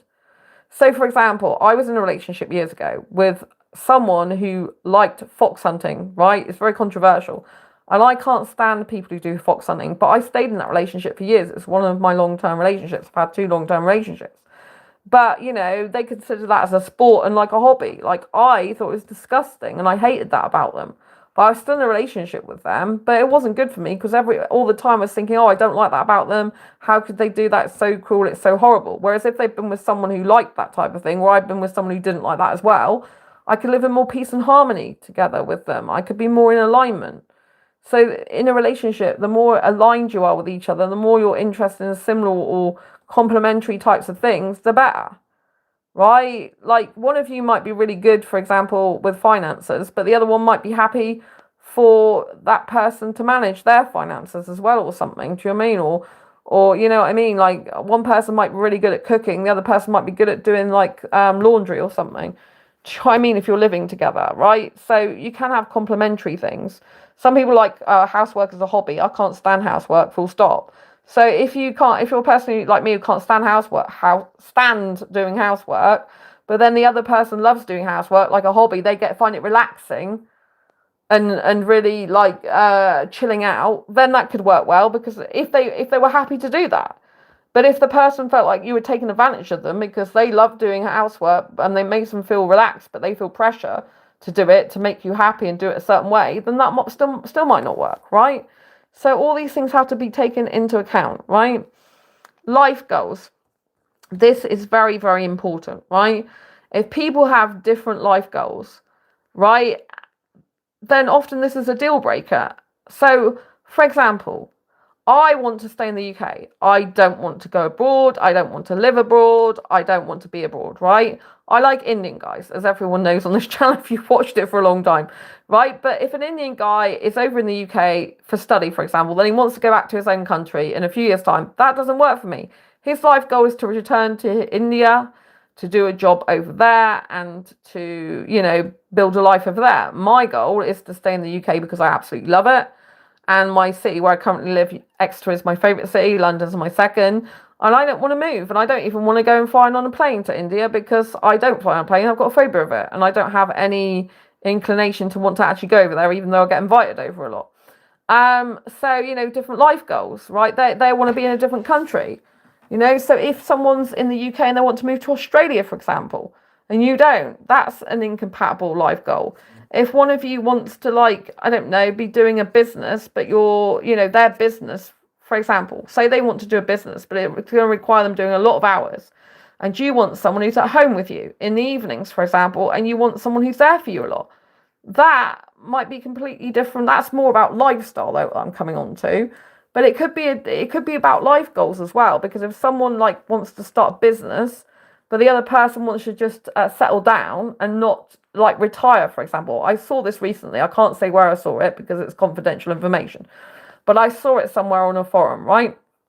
And all I can say is their life goal was they had kids, right? And I think they were a single mum.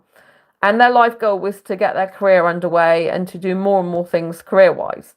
They met this guy, and this guy was retired, and he wanted someone to stay at home with him or see him a lot, right? And so he's like a homebody now, and she's more of a career person and taking care of the kids. He's more like, I want someone at home with me. Retire together, right? They've got different life goals and also lifestyle. So lifestyle and life goals can relate to each other, because you can have a life goal that relates to your lifestyle and the type of lifestyle you wish to have, even if you haven't got it yet. So life goals would be in X amount of years, I want to do this. In 5 months, I want to do that, right? But if your life goals, if you want to move to a certain country, or have X amount of money by a certain amount of time, but you're willing to sacrifice other things for that, and they're like, well, I don't want that.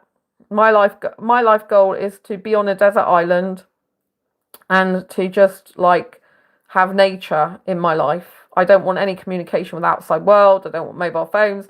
And your life goal is to be a YouTuber, for example, like I am, and be all over social media, right? That's a life goal, but also a lifestyle difference, right?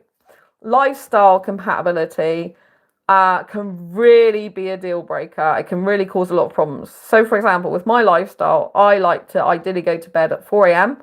and get up at midday. The majority of days I do that, right? That suits me. I like to work in the night and sleep in the day. That's what makes me happiest, and that's what enables me to sleep the best, usually, and that's how I function best, right? If the guy that I'm interested in, he has a 9 to 5 job, right? But he gets up at 7 a.m. and then he leaves his job at 5. He's got transport, so by the time he gets home it's 6. Then he has food. The time he's had food washed up, it's 8 o'clock, right? I am doing work at that time because my work time is afternoon, evening, and night, right? A person's work day is usually morning, afternoon, could be early evening, depending on what type of shift they are, but it's generally the morning and the day. I'm on afternoon, evening, and night, right? This is fundamentally a completely different lifestyle, right? And what happened in my last short-term relationship is he would work those hours. Like I said, he would be out at 7. He'd be back at, I think it was around 6 o'clock from work after public transport. And then he would, we're due to video call at 8. But this was a big problem. One is he was late a number of times, which is one of the reasons why we split up. But because I don't like people wasting my time and not respecting my time, and even when I said I offered to change the time for him, he wouldn't have it. He refused to allow me to change the time, so it works better for him. So when someone does that and they're stopping you actually, doing something better for the relationship, as in changing the time for them, which you don't have to do, right? Because you're both meant to get your needs met, then there's something very kind of controlling about that, right? It's bad. So anyway, so you know what I mean? So I expect a person to be there because my time's valuable just like theirs is. And I expect that if someone's set a time, they do that, right? But some people, including some Indians, that guy was Indian, they have a very laid-back lifestyle. Apparently in India, it's tradition, or a lot of the time, for Indians to be late, right? So that is a fundamental mismatch of needs. If I end up with an Indian guy who's late, then that's going to be no good for me. There was actually a friend I made who was Indian, but I let him go because I found out, he told me, that sometimes he doesn't even show up for his friends. He doesn't even tell them he's not showing up. So I told him that wouldn't work for me in a friendship, and I let him go, even though he was Indian. Right, I let him go because it's not going to work for me, right? If they can't even, because his friend was messaging him when I was with him, that his friend was constantly messaging him every like 60 seconds or less. And I'm like, your friend is like really anxious. And he's like, oh yeah, it's because some of the time I don't show up. And he's worried I'm not going to show up. So it was his birthday. And he was like, oh, I don't show up sometimes. I said, oh, if I wasn't going to show up, I would at least let someone know. He goes, no, I don't. I just don't turn up. I just do whatever I want. Do something else. And so I said to him, that wouldn't work for me. So you know what I mean? Because that's just completely different values, beliefs, and different lifestyle. You know what I mean? Showing up no wonder that person was anxious. That's what I mean. An anxious, attached person. And someone like not even having the basic common decency to turn up when they say they will, and not even telling the person. No wonder that person was anxious. This was a guy, mate, that was anxious. I mean, he's more anxious than I've ever seen a female girlfriend be anxious over a guy. I'm like, oh my God. I wondered what had gone on. But obviously the guy had reason to be anxious because his mate just doesn't show up. I said, well, you're not a very good friend then, are you? He goes, oh yeah, I'm a really good friend. But then later I told him that's not acceptable for me. Do you know what I mean? I don't call that a really good friend. So that was the end of that. And he wasn't honest as well about some stuff. So I'm not having that in my life.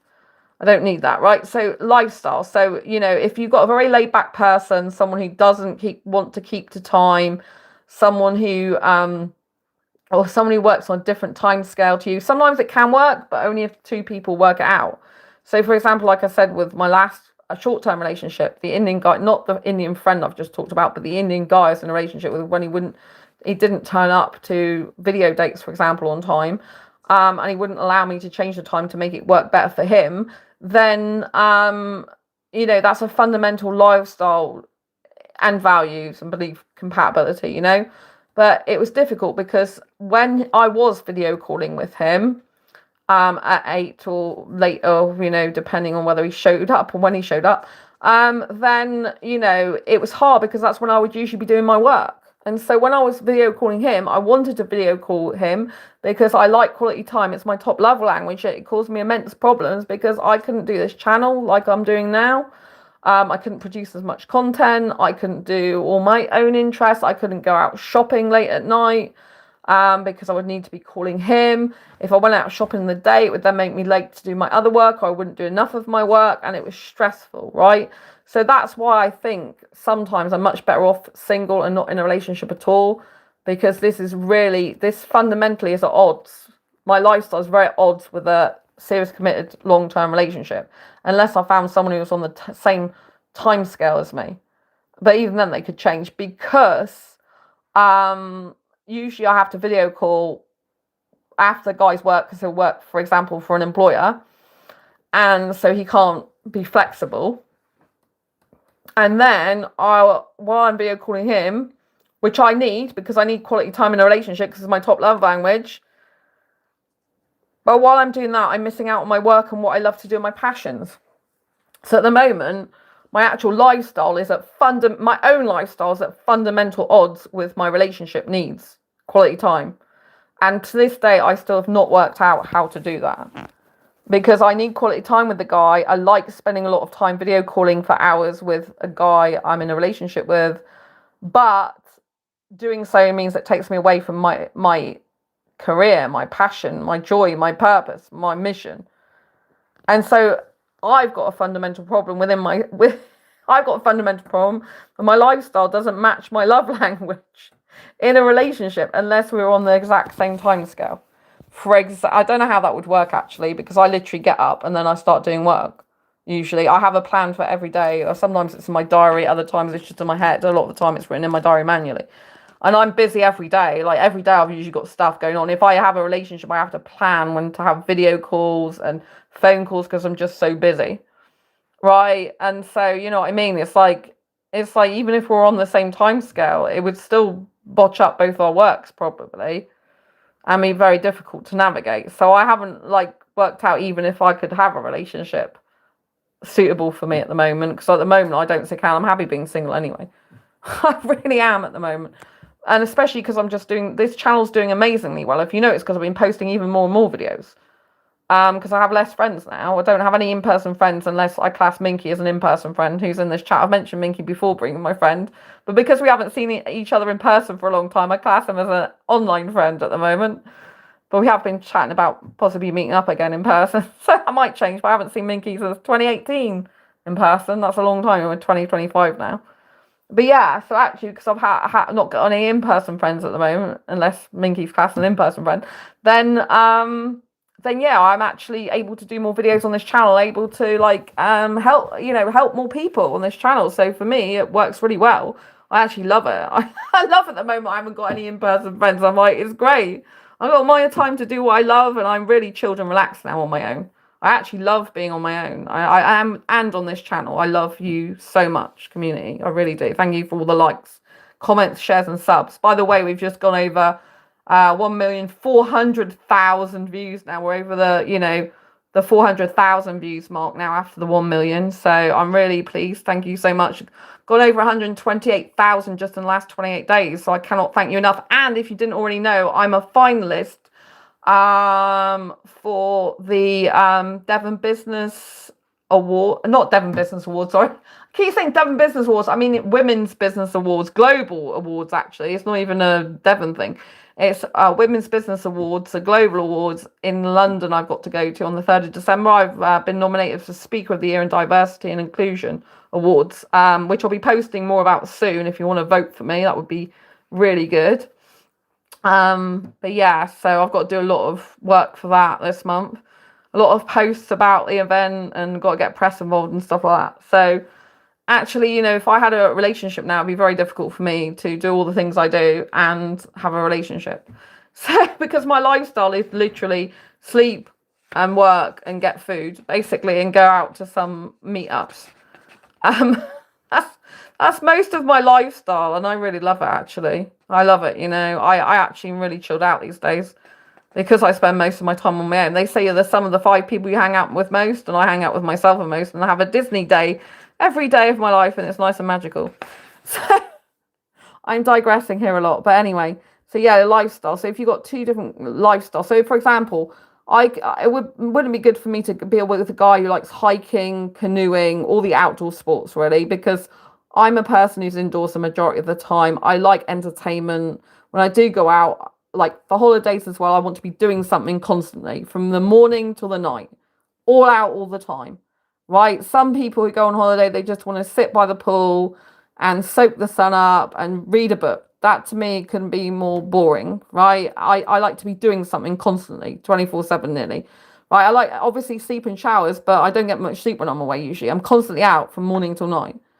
Right, and that's how I like it. I like to live to the max. And when I'm back from holiday, then I need to sleep and recuperate.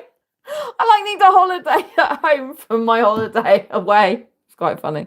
But I love it like that, I'm into high octane energy stuff. So, and I get bored very easily.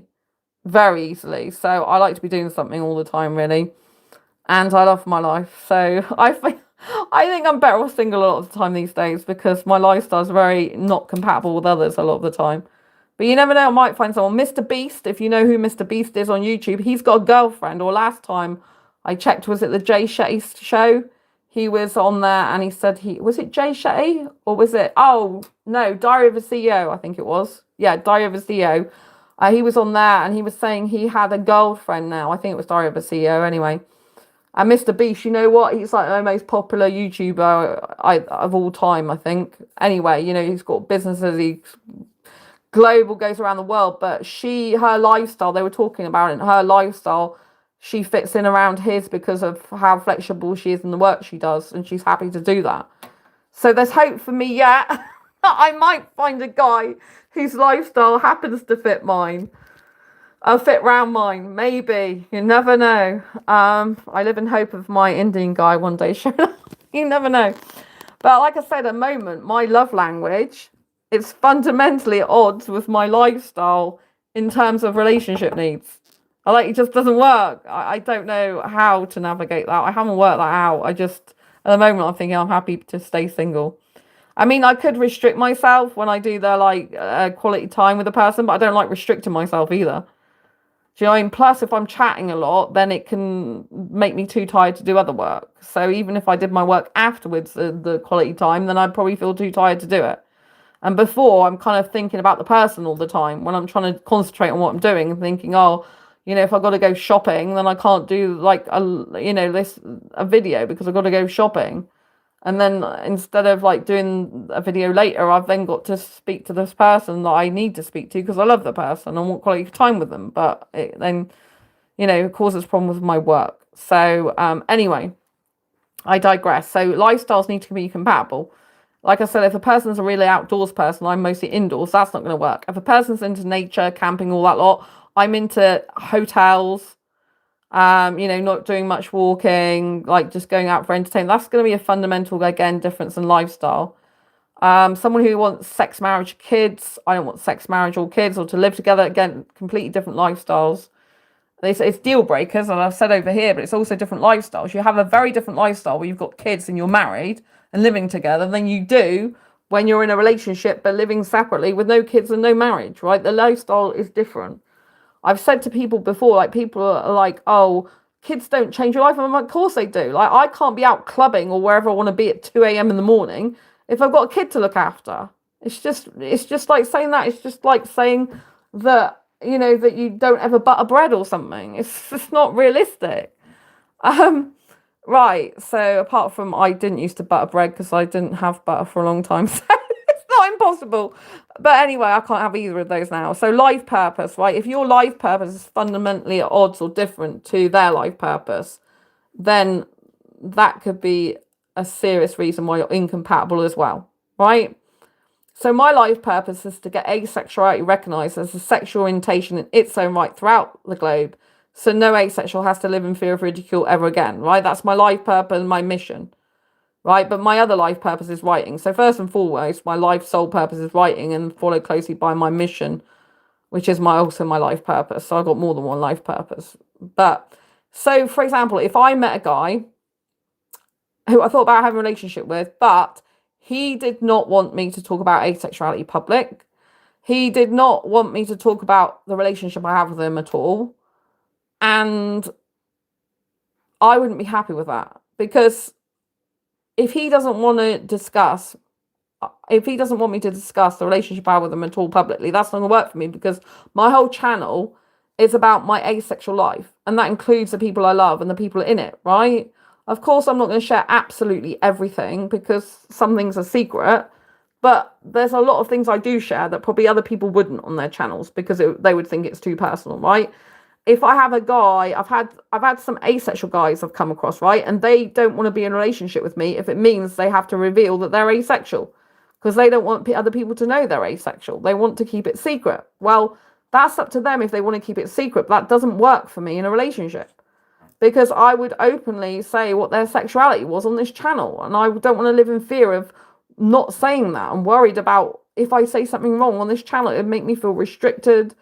It would make me feel very caged up and very worried and stressed out, right? And an asexual guy, some asexual guys, they don't want other people knowing they're asexual, which is fair enough. It just means we're incompatible. So even with my own kind, if you like, even with my own sexuality, it can mean that my life purpose is incompatible with them. Because I share my own asexual life journey in order to help other people in theirs. And if I have a partner, I'd want them to be on my channel sometimes and to be able to talk about our life together, especially if we do end up being as well a different sexual orientation to each other, because that, people would be quite interested in that, I think. But but you know what I mean? I know fundamentally our relationship would be our own, but like again, lifestyles. Like I met a guy recently who was asexual, like online, but our lifestyles were so different. Like he hated social media.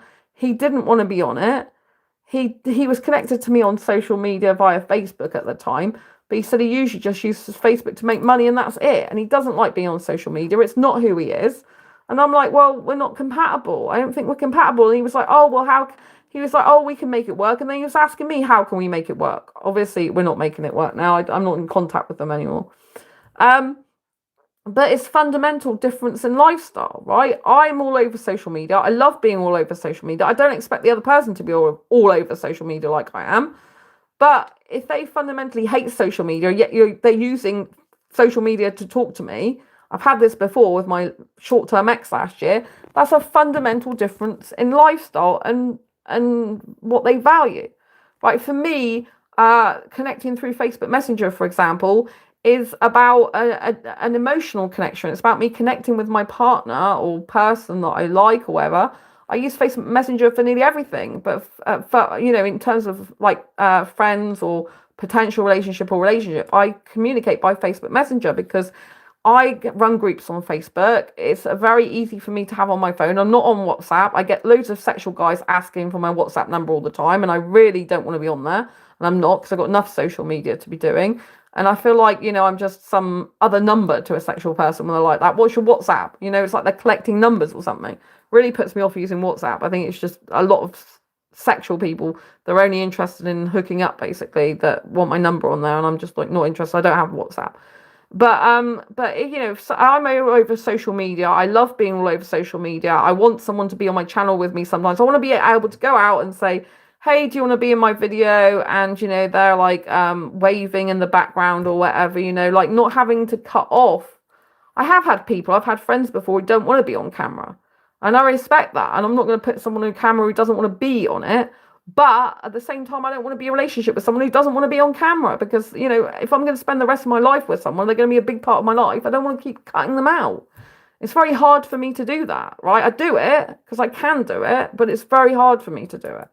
Particularly with the, you know, if it's just like a friend occasionally I see or whatever, then it's not such a big deal. But if I'm in a relationship with someone, I'm seeing them 2 or 3 times a week and I'm doing this channel, I'd have to just cut them out all the time and it'd be very difficult. It's going to be much better if I have a guy for me who's just like coming on videos sometimes with me because I can just make sure I create still a lot of videos for you on this channel and help you to fulfill my life purpose and mission. I want someone to work with me with my life purpose and mission, not someone who goes against it and who's not even on the same page as me, who's even opposed to it. It's not going to work for me. They have to be comfortable with my asexuality, comfortable with the fact I'm a public asexual person. Even a lot of sexuals are fine about my sexuality. I've got more sexuals interested in me and more sexuals in my past. They're happy to talk about my asexuality in front of people than asexual guys. It's kind of crazy. Because asexual guys, a lot of the time, they don't want people knowing they're out about being asexual. They want their secret identity. Whereas heterosexuals, they usually don't give an F. Which is one of the things I do like about heterosexuals. If I'm saying a good thing about heterosexuals, you know. Also, they're very passionate and kissing, and I love kissing. So, you know, I tend to be more suited to a heterosexual guy in that way. But then I'm fundamentally not suitable to them because I don't want sex. So there we go. So life purpose is very important. Like if their life purpose is to go and work in abroad, right, for example, to do charity work for years, and you want to stay in your own country, that again is a mismatch of life purpose. I've had guys come into my life and they're like, oh, you know, I need to go abroad and do charity work, which is fair enough, noble cause, but it's no good to me if I want a relationship and quality time with a person in this country, is it? Again, it's different life purposes. I've had guys who want to set up their own business, but it's not in the UK. Or it might be in the UK, but they're not even over here yet. But it might be also that foreign guys, they want to bring their family over and their parents and live with them. And I don't want to be in a relationship with a guy where he's living with his parents because that just wouldn't suit me usually, right? Unless they were really, really liberal parents, but probably still wouldn't suit, right? Because I love kissing and a lot of Indian guys wouldn't want to kiss me in front of their parents. But that for me is no go. So really, I'll probably be better with an Indian guy who was British born who didn't care so much about that stuff and what their parents thought. But there we go. So, you know, life purpose is really important. Like, what is their goals? What is their life purpose? Like, Like, is their life purpose to have their own business? And if so, how much money are they needing to save for it? How long will it take them to save to get the money to have that business? What will happen with the ups and downs of that business? How will you two communicate during that time? How will you spend quality time together? If they're living somewhere, for example, with their parents to get money to start their own business, how long do they intend to live there, right? If they're living in another country or another city or another town, or they're living far away from you, like, do they intend to ever be in a relationship with you and stay with you? Or do they intend to go off in future years? Or do they intend to move for their business, right? Again, life goals is one of their life goals to be in a serious committed relationship. If one of their life goals is to just have hookups, that's a different thing. If they don't want to stay in this country, or they don't want to stay in the same city as you, that is incompatibility as well, right? So you've really got to dive into all these things. Right, what job have they got? Right, if their job doesn't work with your job, like I said earlier, in terms of lifestyle, then you could basically be in a situation where you barely ever see each other, and it's not nice for either of you. You're like just going through the motions of saying hi to each other without any real sense of deep, meaningful connection, because you don't have time for it. You don't have time for each other. And if your top love language is like mine, quality time, that's not going to be satisfactory, is it? It's going to make you miserable.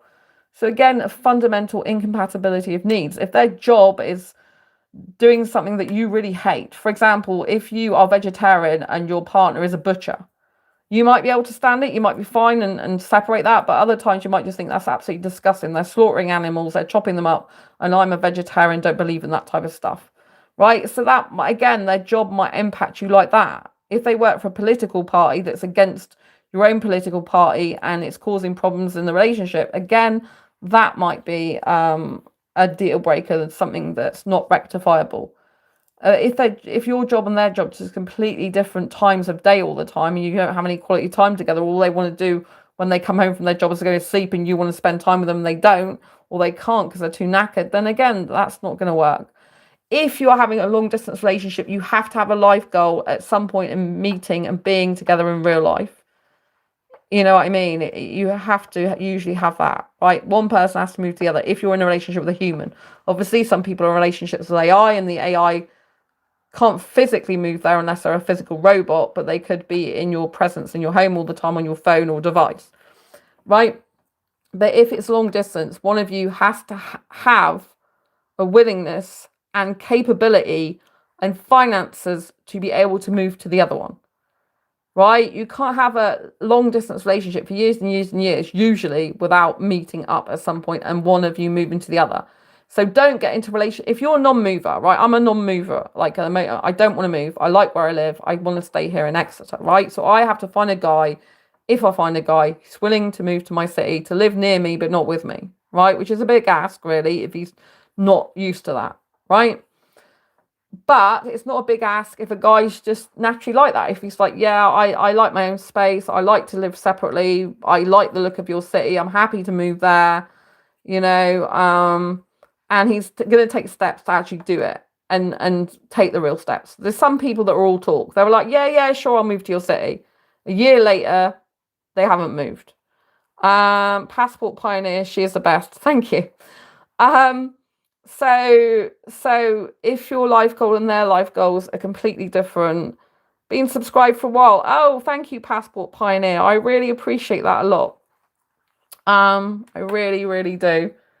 So I appreciate you all so much. So yeah, I hope you're finding this helpful. I know that I really appreciate you being here. So it's weird because I'm seeing myself on chat. If you do want to donate to the channel, by the way, I'm putting a link in the chat. So that is my PayPal if you do want to donate to the channel. If you're liking what you're hearing, every penny helps to keep the channel going and my websites and stuff. So thank you for that in advance. But yeah, let me carry on now. So Passport Pioneer, you already helped me with your advice before when you started. Oh, thank you. Oh, I want to just say thank you. Thank you so much. I appreciate you. Thank you for being here. Thanks to everyone who's here. And thanks for all the thumbs up. Thumbs up really helps, by the way. few months ago. Oh, I'm so glad to hear that. What did I help you with? Do you want to share, or is it private? If it's private, you don't need to share. I'm just curious to know what part of my advice helped you, and I'm here to help. Like, I'm not even monetized on this channel, by the way. So if you do want to donate, anything helps, because I don't have ads and I'm not monetized. Even though I've got so many views on this channel, like 1,400,000 and something thousand views now on this channel. I'm not actually monetized at all. People are like, oh, you must earn a load of money from YouTube. I'm like, no, I'm not actually monetized. So if people buy my books, like obviously my Asexual Perspectives, which some people come through YouTube to buy my books, that really helps as well, because Asexual Perspectives, this one is, because obviously this is my work and it helps people to learn about asexuality as well at the same time. And Diary Confessions of a Hyperromantic Asexual, anything like this. Do you know what I mean? These are on Amazon, can be ordered usually from good bookshops. So anything like this helps, but I'm not actually monetized. People think because I've got such a big viewership that I'm monetized, but a lot of my videos are shorts. So Passport Pioneer says, I was asexual, but you helped me how to be close with women's. Oh, thank you. I'm glad I helped you to understand that. That's really important. Thank you. I'm glad. I'm really glad my advice helps, Like, I love helping people regardless of money. I really do. I'm one of those people who genuinely likes helping people and loves my community so much. Like, I get people, I'm all about impact. I'm about creating the biggest impact possible, regardless of money. I just want more and more people to see this channel so it can help more and more people. That's what I'm about. I love it. I love helping you. Whatever life experience I've got, I can pass on to you. You can agree with it, disagree with it, take some of the information in or not take it in, however you want. But obviously my advice does help some people.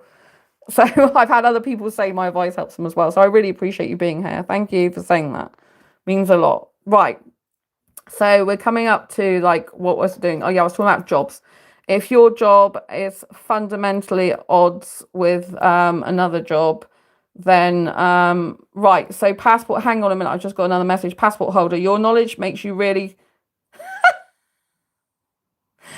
Right.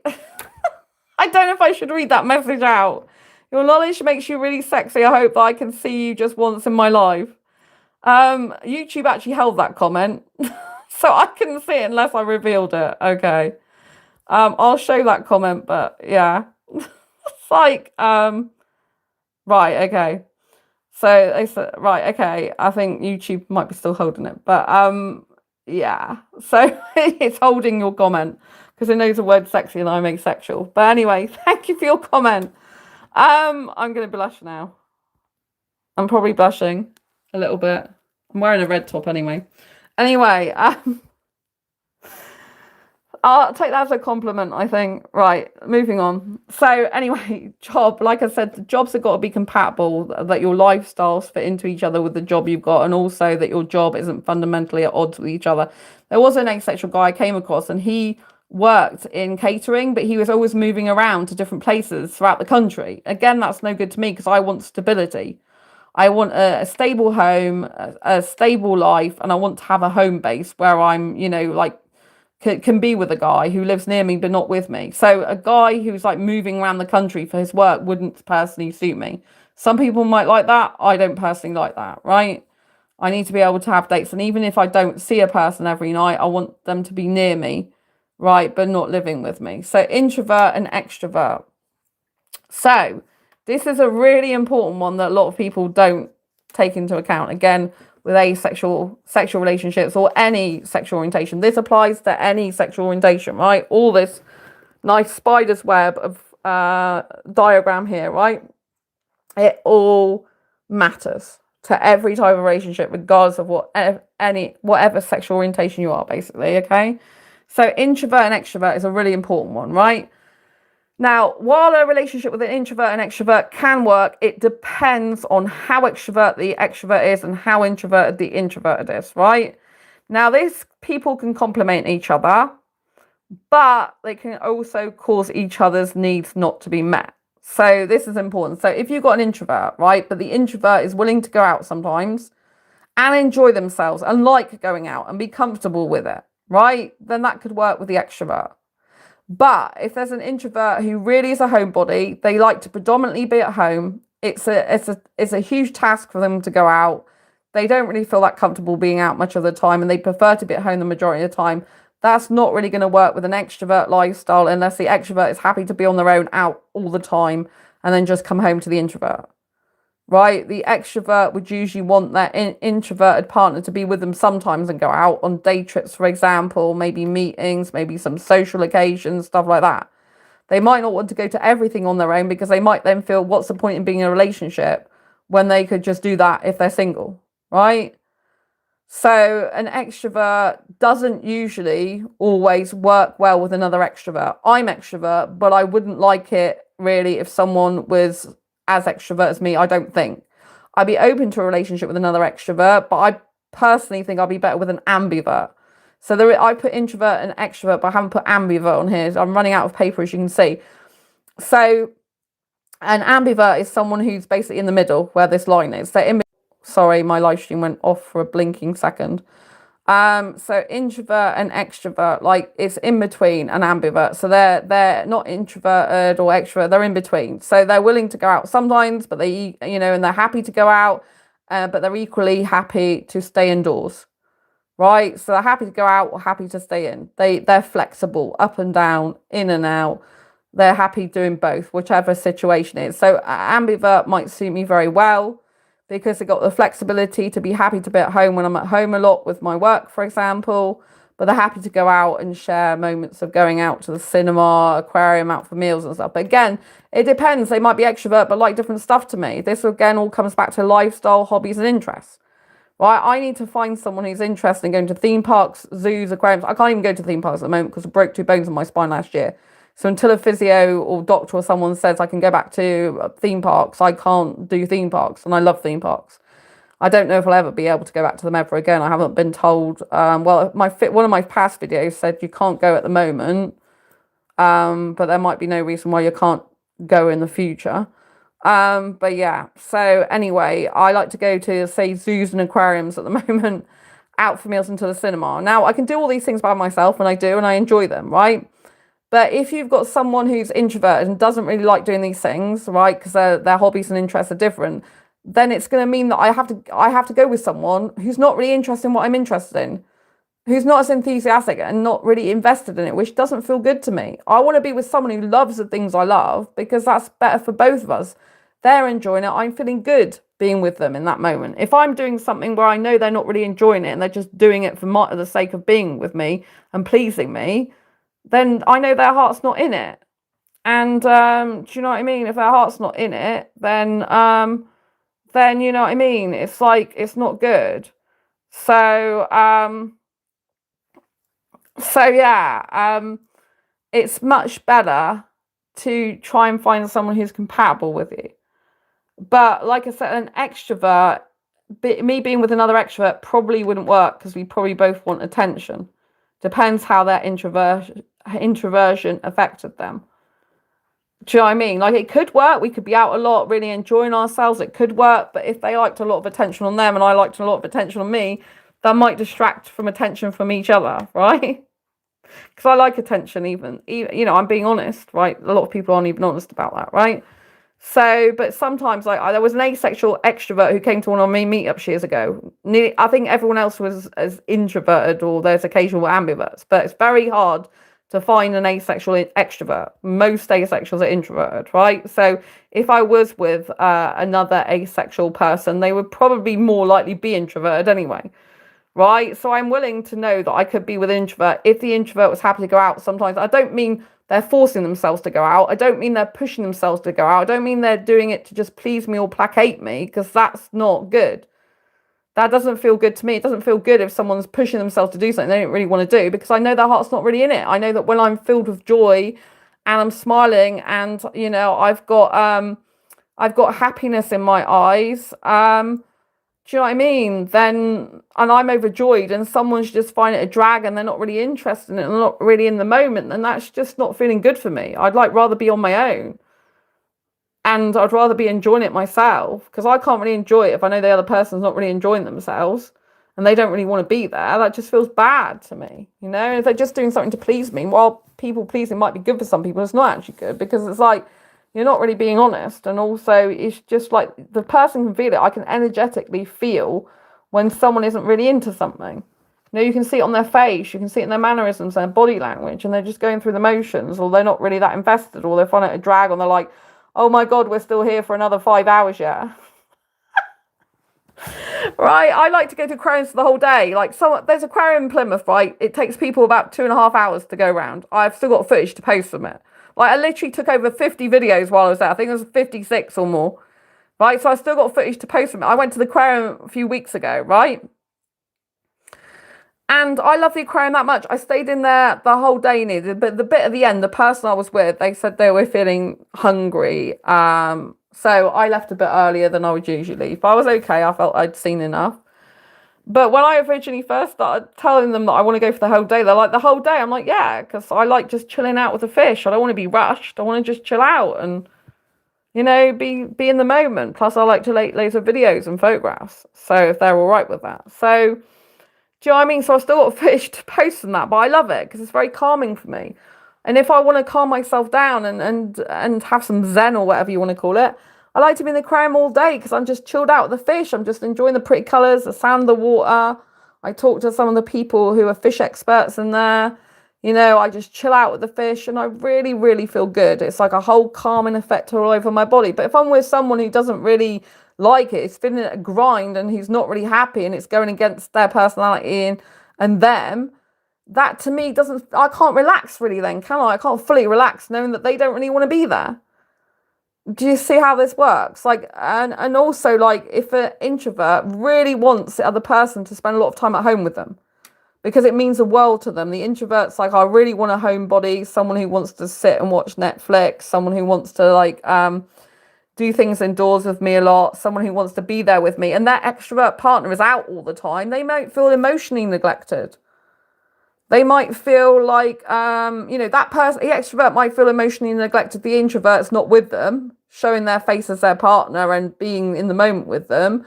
And they're not connecting in real time with them very much because they're out a lot and they like to meet other people as well. And the introvert might feel emotionally neglected. And even physically, like the presence of the person isn't there. But either of these people could feel that. But the introvert might really want a homebody, someone who loves being at home, who loves spending time at home, loves being there the most. If they want a person there. Some introverts, they don't even need that much company. They're all right on their own. But other introverts, they really want someone who can just chill out in front of the TV. For me, I don't watch TV. I don't have a TV license. I hate TV, right? That would be the worst thing for me. But I do actually spend a lot of time at home. So I'm an extrovert with some introverted tendencies. Because the majority of the time, I'm at home. Even though I go out to meet us, my base is at home. I spend a lot of time at home. But I'm usually working all the time. I'm doing something I like from the moment I get up. You don't see everything that goes on behind the scenes. I'm dealing with doctors. Like, I'm dealing with a pain management clinic at the moment. My MRI scan I had on the 23rd of August, they still haven't got the doctor to give me my results. Right, I'm chasing that up. Right, I get a phone call this morning left on my answer machine. Oh, the doctor hasn't even looked at it yet, by the sound of it. Even though I got told on the 16th of September that, he's got the results. It seems like the person who's just told him they've got the results and for him to draw his attention to it. And I got to be on a waiting list to get an in-person appointment. So over a month later, I still don't know my MRI results. So I'm having to deal with all this in the background, which you don't see on this channel. Right? So even though I'm not on this channel 24/7, I'm constantly doing stuff in the background, right? So I'm a really busy person. Right, so what does Passport Pioneer say? This trust is really key. Yes, totally agree with you. After that, I keep distance until the needs will come up. I don't know what that means. Sometimes personality needs to match for those kinds of things. So now only I meet elderly people. Right, okay. I'm not exactly sure totally what everything says, what everything means, what you said, but yeah, the personality ideally needs to match or be complementary. So if you've got two introverted people, that can work really well, because if they're two introverted people who love spending time together indoors, who really have a similar sort of lifestyle and needs, Then yeah, yes, Passport Pioneer, not all your messages are coming in because YouTube blocks that. YouTube does, I don't have a moderator on this channel, but YouTube automatically moderates some of the comments and it hides some of my comments if it thinks that it's something I won't like, or that if it thinks it's something it doesn't like, any certain keywords and stuff, just to let you know. I literally clicked some filter because I get some trolls on here, as you can imagine. I like to keep it very decent, this channel, and inclusive and respectful, and YouTube automatically deletes some comments or hides them or does whatever, so because it's just me, so I have to have YouTube moderating for me at the same time. It's quite interesting how it does that, really, but it can be annoying for some people if they want messages to go through, because it means only some of their messages go through. So right, I see one of your messages that's been hidden by YouTube. I am 35 and I see most women of my age who really want touches and babies. Right, okay. I can see that message, but I think it's hidden to my community. Because it's saying, yeah, another moderator just handled this. So it's YouTube that's moderating stuff. Do you know what I mean? Which is fine. It's trying to keep my channel safe. I have to put it on all, moderation with YouTube, and YouTube does what it wants, unfortunately, because it helps keep my channel viewers safe. So because a lot of people pay moderators, and as I don't have a monetization on this channel, I can't afford to pay for moderators. So I am the moderator at the same time. So I do have to, I had to block trolls sometimes and delete their comments and stuff. I said I really like to fund things. So how can I come personal in contact with you? I do have email, yeah, but I don't give my personal time for free. Like I do coaching services. So although I have this channel which I do free information on, I don't do free email consultations or anything like that. Like if people want my personal one-to-one advice, then they do have to pay for it, because I'm a really busy person and I don't give one-to-one advice for free anymore. So people would need to book in a coaching session with me. I do have that on my Asexualise website. So, do you know what I mean? Because my time is very precious, and so I don't do free one-on-ones anymore, because I do this channel for everyone. So asexualise.com is my website. So anyway, yeah, I just wanted to make that clear. Obviously I'm preparing for the awards at the moment. To win the awards, I need to do a lot of work for the next month for that. So if anyone wants to vote for me, I'll be sharing the details about that soon. I've been put forward for the Speaker of the Year. I'm a finalist for Speaker of the Year and Diversity Inclusion Awards with Women's Business Clubs. So I'm not interested in a long distance relationship. I'll make that clear now, because I know you're in chat talking about where you live. I'm not interested in a long distance relationship. So there's no point in connecting with me, because I want someone in the UK if I get into a relationship. So yeah, I just make that clear. Right. So anyway,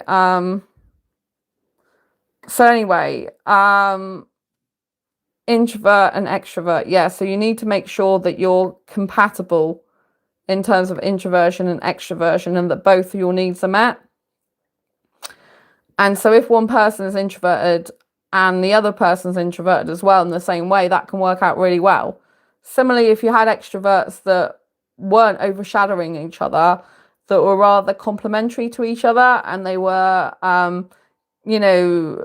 so for example, if both people were social media influencers, for example, but both people were, supportive of each other, raising each other up, being encouraging, being supportive about the other's work, then that could work out really well. If the extroversion people and personalities didn't disrupt each other, but they actually worked in tandem with each other, then that could work really well.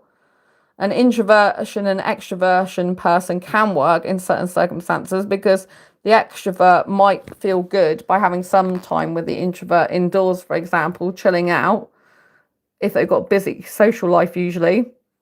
And then the introvert might find that going out a bit more might make their life more interesting, because they might be used to staying indoors all the time, And then when they spend time going out with the extrovert, they might go to places they've never been before, be out at different hours they've never gone out before, and they could find that very interesting and good. So the last guy I was in a short-term relationship with last year, he was actually introverted, but I was extrovert, and he said, oh, I don't usually go out very much, but I've really enjoyed my time going out with you. This was in the beginning of our relationship, and I really like it, and so it's really been good for me.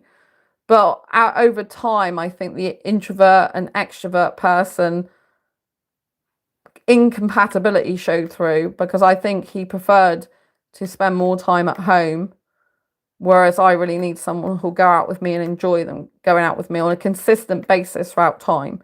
So I think you've got to be careful of this, because you could have initial attraction where it's a novelty for each other to be different, but then the novelty could wear off when the reality sets in. You become, you find out you're very incompatible people. So make sure that you are as compatible as possible in this area. Now, I do want to move on to this, because I haven't really delved into this, right? Dealing with conflict, right? The way you deal with conflict makes or breaks a relationship, right? I'm going to repeat that. The way you deal with conflict makes or breaks a relationship, right? This is what usually splits people up. So this is something that's not talked about much in compatibility, right? But if we go back to attachment styles, so where was I talking about attachment styles, right? If you have different attachment styles, they're the opposite of each other, for example, an anxious attachment and avoidant attachment, then dealing with conflict can become a real problem. So, as I mentioned earlier, if you've got someone with an avoidant attachment style, it often means that this person doesn't want to deal with conflict.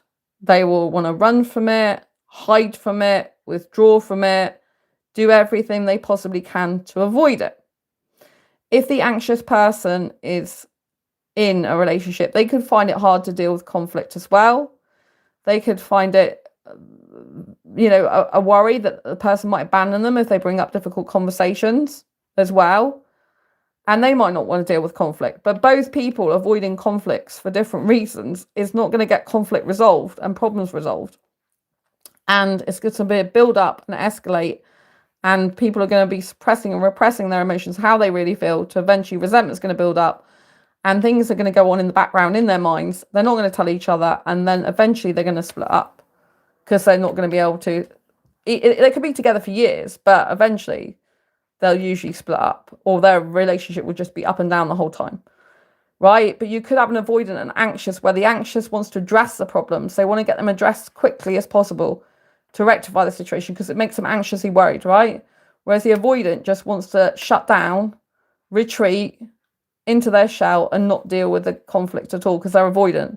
They want to avoid conflict. They just want the best, like the surface level conversations, ones that don't create much hassle, ones they don't have to really think much about, ones that they don't have to be emotionally expressive over, and that usually suits them. But when something crops up which needs an emotional response, or to deal with emotions, like the anxious person is getting really emotional, understandably, they're not being over emotional. They're say their avoidant partner's upset them, like it could be a direct upset. They've said something that directly upsets them, or it could be a need that's not being matched, right? So the anxious person tells the avoidant, and the avoidant's like, oh, I'm sorry. But instead of changing the behavior because they want to, they either don't change it at all, or they just say sorry. If you're lucky, they say sorry, or they don't even say sorry, and they just say, oh, thanks for telling me. And they don't do anything about it, right? Or, they placate the person, and then they just basically don't discuss it anymore. So the avoidant, if you might have a clever avoidant that's going, okay, right, okay, thanks for telling me, I appreciate you telling me, but then they don't do anything about it, right? So they're still avoiding dealing with it. They're just acknowledging the fact you've said something to them to keep the peace. So you can have people that just avoid this at all. They're going, oh, well, I don't see a problem. You're being over emotional. You're overreacting. You're being oversensitive, right? Which you should never say to someone. These are toxic behaviors, right? And treating a person even without saying these things like they're that is really bad as well, right? And And then, you know, the avoidant just doesn't deal with the emotions. They don't deal with the problem. They stonewall, they shut down, they block out. They don't want to deal with it, right? This is not good. So, and especially if an anxious person is really anxious, like, I really need this, you know, I've got to worry, I really need this fixing. And the avoidant is just like wanting to avoid it and backing away. The anxious person's coming towards the avoidant's running away, basically. And it's like this push-pull, right? So a lot of the time, an anxious person will have to retreat to give the avoidant space, but that doesn't stop the anxious person having to deal with the problem then alone. And then the person who's anxiously attached could feel all alone in the relationship. Even though they're in a relationship, they could feel like they're alone and abandoned. Emotionally, they're on their own dealing with the emotional labour of solving the problem. And then this becomes an imbalance in the relationship. And the anxious person can feel like devalued or not being valued enough. The avoidant thinks, oh my God, this person's got needs that are just too overwhelming for me. I can't deal with it. I just need my space and to take refuge away from them. And you see what I mean? These people are not coming together. They're drifting apart. Or one of them's chasing after the other. Or this one's having to pull back. The anxious are pulled back and they're very upset because they're over anxious because their partner is not dealing with the issue with them. They're leaving it on their own and doing all the emotional hard work themselves. And this feels really upsetting for them. Meanwhile, the avoidance is just overwhelmed and they're over here, right? This is not bringing them together. This is not intimacy. This is avoidancy and division, right? This is when two people are at odds with each other in terms of attachment style and the way they deal with conflict. So unless you can deal with conflict effectively with each other and try and keep dealing with conflict and resolve issues between you, then a lot of the time, eventually you will split up, even if you've been together for absolutely years, because it means that one person or more is being secretive about how they really feel. They're avoiding dealing with their emotions and how they really feel. They're repressing and suppressing, and eventually one of them will explode on the other one. Or they'll do something like, it'll be like, oh, we were in a relationship, we seemed happy together, and all of a sudden the other person's left. Why? Because they weren't dealing with the conflict. They were having these thoughts and they weren't sharing them with you. They weren't being intimate. They're avoiding intimacy. Intimacy is about sharing thoughts, so you can actually become closer to each other if you deal with conflict effectively by sharing your feelings, and it could bring you closer together because you're intimately sharing your thoughts and feelings with each other and how a behavior the other person did make you feel. Don't point fingers at the person. So it's usually the behavior you have to address. So with with intimacy, it's really important that you understand that dealing with conflict is a part of intimacy as well, right? So really, really assess how good you are at dealing with conflict. Are you brash? Are you harsh? Are you superior? These are not good traits. Do you think you're better than the other person? This is not good traits. Do you think your opinion is the opinion and no one else can have one? That's not good. Right? So do you believe that shutting down is the right thing to do and avoiding? That's not good either. Right? If a person wants space to think about something in conflict, they can have space, but they need to let you know when they are going to reconvene and give you an answer, decision, or their thoughts and feelings. They can't avoid forever. That's not healthy. They shouldn't be stonewalling you, meaning shut down and withdrawing and not speaking about it and not dealing with it at all. These are all bad things, right? So how you deal with conflict is a real deal breaker.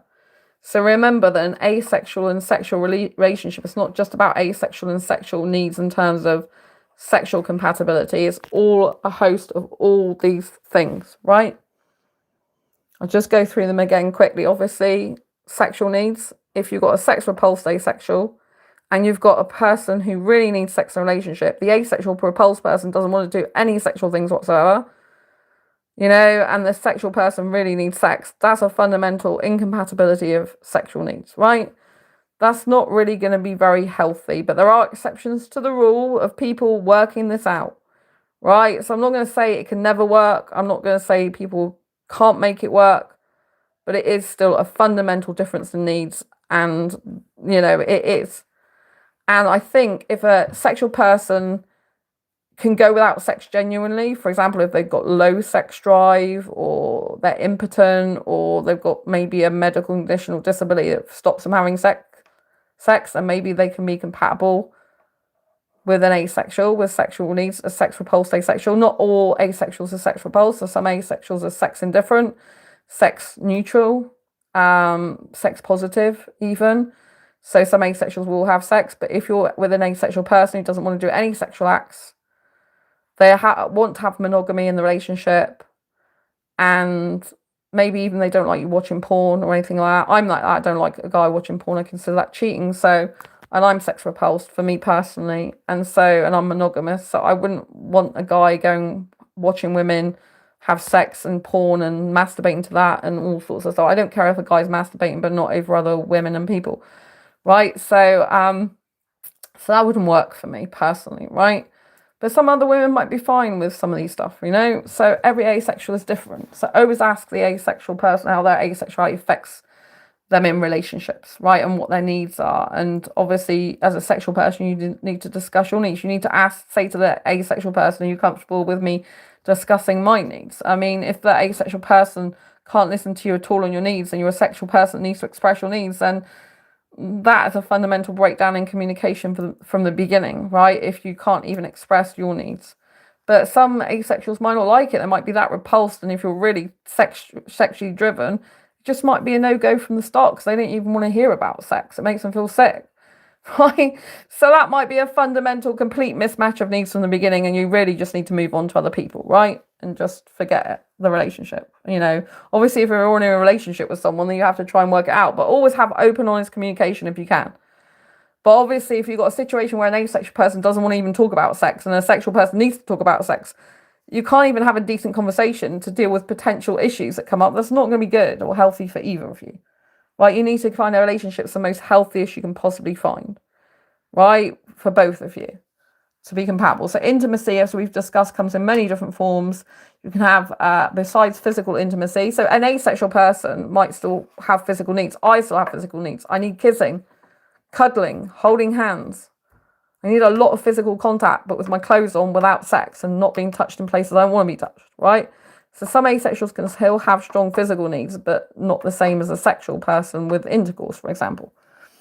So intimacy is different for everyone, but intimacy involves sharing feelings with each other.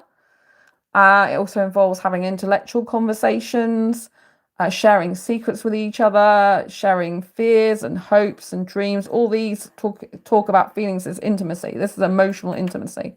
So there's lots of different forms of intimacy, like spiritual intimacy. You know, if you're really spiritual, you might want a spiritually intimate relationship, right? So you need to be looking at all these, right? All these things. Do you want kids? Do you want marriage? Do you want to live together, sex or no sex in the relationship? This has to be for both of you. How compatible are you? These are deal breakers. If that person wants kids, you definitely don't want kids.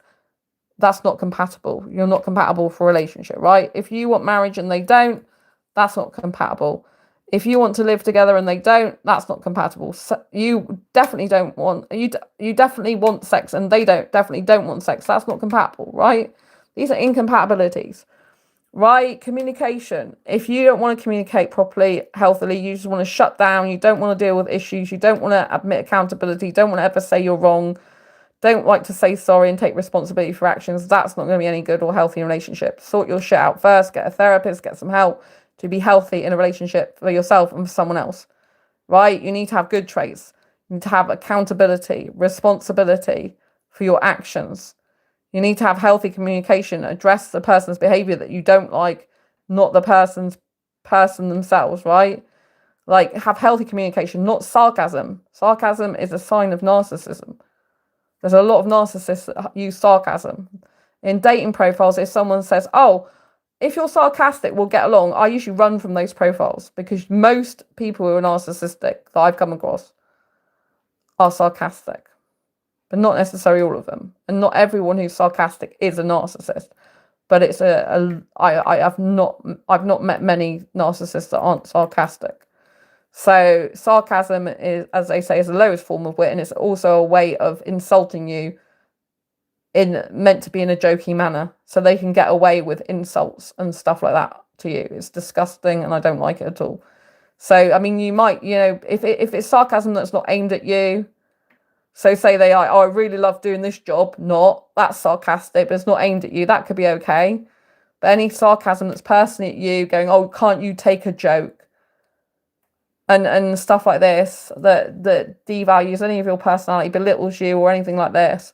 It's unhealthy. Don't even go there. Don't have a relationship with a person who puts you down, who belittles you, who cannot take accountability or responsibility, who avoids and deflects, gaslights, shut down. This is not healthy in a relationship. This is incompatible, right? If you're like this yourself with your communication, and you need to work on this, you need to go to a therapist and start working through your trauma and stuff, because it's not healthy, right? We all need to be working on ourselves to improve ourselves, for ourselves in a relationship, right? Religion was mentioned earlier. Sometimes religion, if you've both got two different religions, they're both fundamentally at odds with the beliefs, values, and morals. It's not really just about religion, it's what religion stands for, right? And some people are really, really religious. They go best with someone who's also really religious. Like, I'm not really religious. I'm more spiritual than religious. And if I have someone who's literally shoving their, religious concepts down my throat, as in theirs is the be all and end all of life and the savior and blah, blah, blah, that doesn't work for me. If I just have a person saying, oh, this is my religious beliefs, but I'm, I'm quite chilled about or whatever, I'm not really deeply into that, then that could work. But if I had someone who's just preaching to me all the time, I don't like that. I've had people connect with me online and they're just preaching all the time, and I'm like, it's too much. Especially as I'm not strictly religious, I'm more spiritual than religious. Attachment style really does affect. We've talked about that. Anxious and avoidant are usually really attracted to each other, but the relationship is often a rocky one, with one giving more than the other. Often the anxious attachment is wanting things that the avoidant can't give. The avoidant wants to avoid conflict, avoid difficult conversations. The anxious wants to get things sorted out. So they often end up in relationships together. So again, you'll need a lot of communication, saying, when this happened, or when you did this is how it made me feel. Then the other person needs to listen and try and say, well, when you did this, or what, well, they need to take accountability and responsibility without just saying something back to you, and accept it as it is. And then if they got something to bring it up another time, you know what I mean? But they should be sharing how they feel as well, some of the time as well, they should be sharing how they feel as well. If you're the only one sharing how you feel and having the difficult conversations, that's a red flag, right? Someone can have someone can have an anxious avoidant attachment, which means their behavior's up and down. Sometimes they're avoidant, sometimes they're anxious, so it can create bedlam and mayhem, right? But there's most people are actually, I think it's 50% of the population is meant to have a insecure attachment, and there's 50% of the population that meant to have a secure attachment. But it's been a while since I looked at the stats on that, so that might have changed now. Ethnicity, I prefer a different ethnicity to my own, actually, so that's something I seek out actively. But that comes with different morals, values, beliefs, family dynamics sometimes. I mean, I wouldn't want to be in a relationship with a guy who's living with his whole family and stuff like that, and his mother and stuff. It just wouldn't work for me. But I like guys who, for example, are Indian, and they usually want to be with their family, and they often live with family. They often want kids and marriage. It just wouldn't work.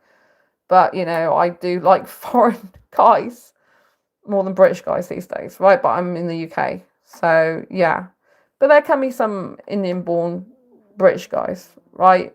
But they're, of Indian origin or something. Do you know what I mean?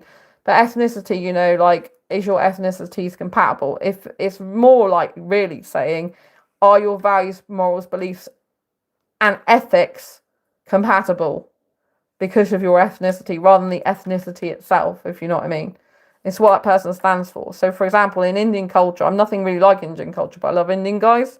So in Indian culture, a lot of them want marriage, they want kids, sex, to live together. Often they don't kiss in front of their parents, so they don't really show that. From what I understand, many of them don't show public displays of affection and kissing in front of their parents and in public. It would just be something in their room or something they would do, from what I understand. So, and they have to get someone who's compatible ethnicity, caste, or whatever, because their parents can disagree else, and it's not good. So it's not really to do with ethnicity, it's to what the ethnicity stands for and the culture and the background tradition. I'm nothing really like my own culture. I'm nothing really like anyone's culture but my own culture. So in a relationship, you can create your own culture between each other, and no one should really care about what's happening in your relationship with the two people or more, if you're polyamorous, that's in it, right? So, but that can affect soul. If you're really spiritual, you might feel you need someone else who's spiritual as well to connect to your soul and who's at one with you. But you might find that could be a bit overwhelming if you're both spiritual but don't be in a spiritual alignment. That could work out against you both. If you're both spiritual but you're not spiritually aligned. So it's really weird. Years ago, I had a therapist, and it was only someone who was new, but I had, to me, paying privately for, but I had to stop seeing her because she said, oh, my intuition's going to battle your intuition, and we battle of the intuitions. And I'm like, well, this therapist is no good for me. I need to trust my intuition. I like being in connection with my soul and my soul intuition. If she's telling me that her intuition is going to go against mine, and we're going to be battling with each other, that felt really bad. So I had to I'd only had a couple of sessions with her, and I had to stop it because I thought this is just no good for me. So long as your soul connection works with each other and not against each other and your beliefs, then that's fine. But if it works against you, then that is a compatibility issue. Age, go for whatever age you want, but you've got to find someone who likes. I like younger guys, so I need to find a younger guy that likes an older girl. I like guys in their early to mid-20s. Ideally. So I like younger guys. I'm not really interested in the guys anywhere near my birth certificate age. I don't have much in common with them.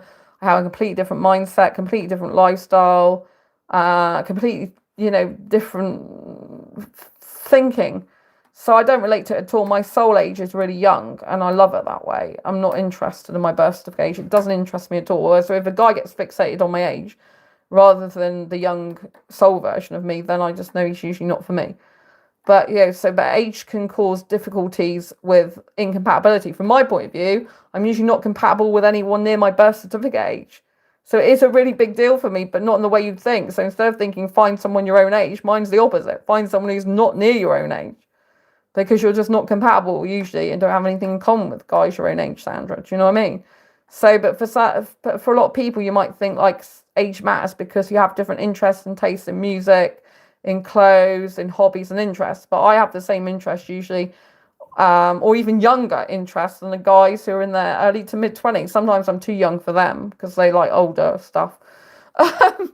Politics I've mentioned as well. If the political people you follow is fundamentally going to cause rifts in the relationship, then again, that can be an incompatibility issue. Values, very important. If you value honesty, authenticity, empathy, accountability, yet you meet someone who is dishonest, who feels they can't be themselves and they always have to live up to the expectations of others, and they're always worried about what people think, and that could really cause issues because of a fundamental difference in values. You're valuing authenticity, honesty, not caring what people think, and being your true authentic self, and that person is worried about what people think, needing external validation, needing to be liked by everyone, and will do whatever it takes to make people think that they're likable, which means they'll change like a chameleon to whoever's around them, which is a big red flag because it means they're not actually being themselves. We don't know who the real self is of them.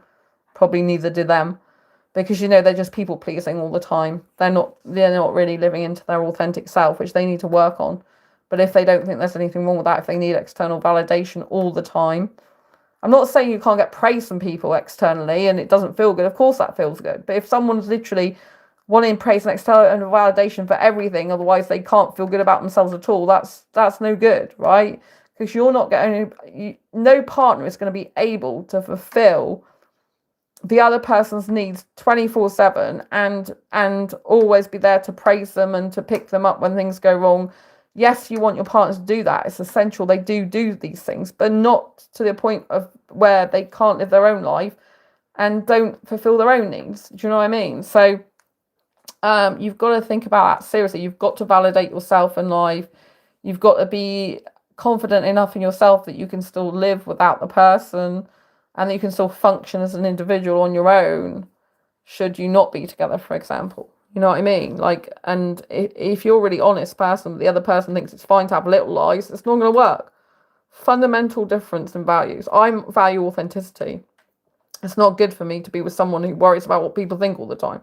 That wouldn't work in a relationship with me. I need to be with a guy who kisses me in public, doesn't care what people think, who's very with me, you know what I mean?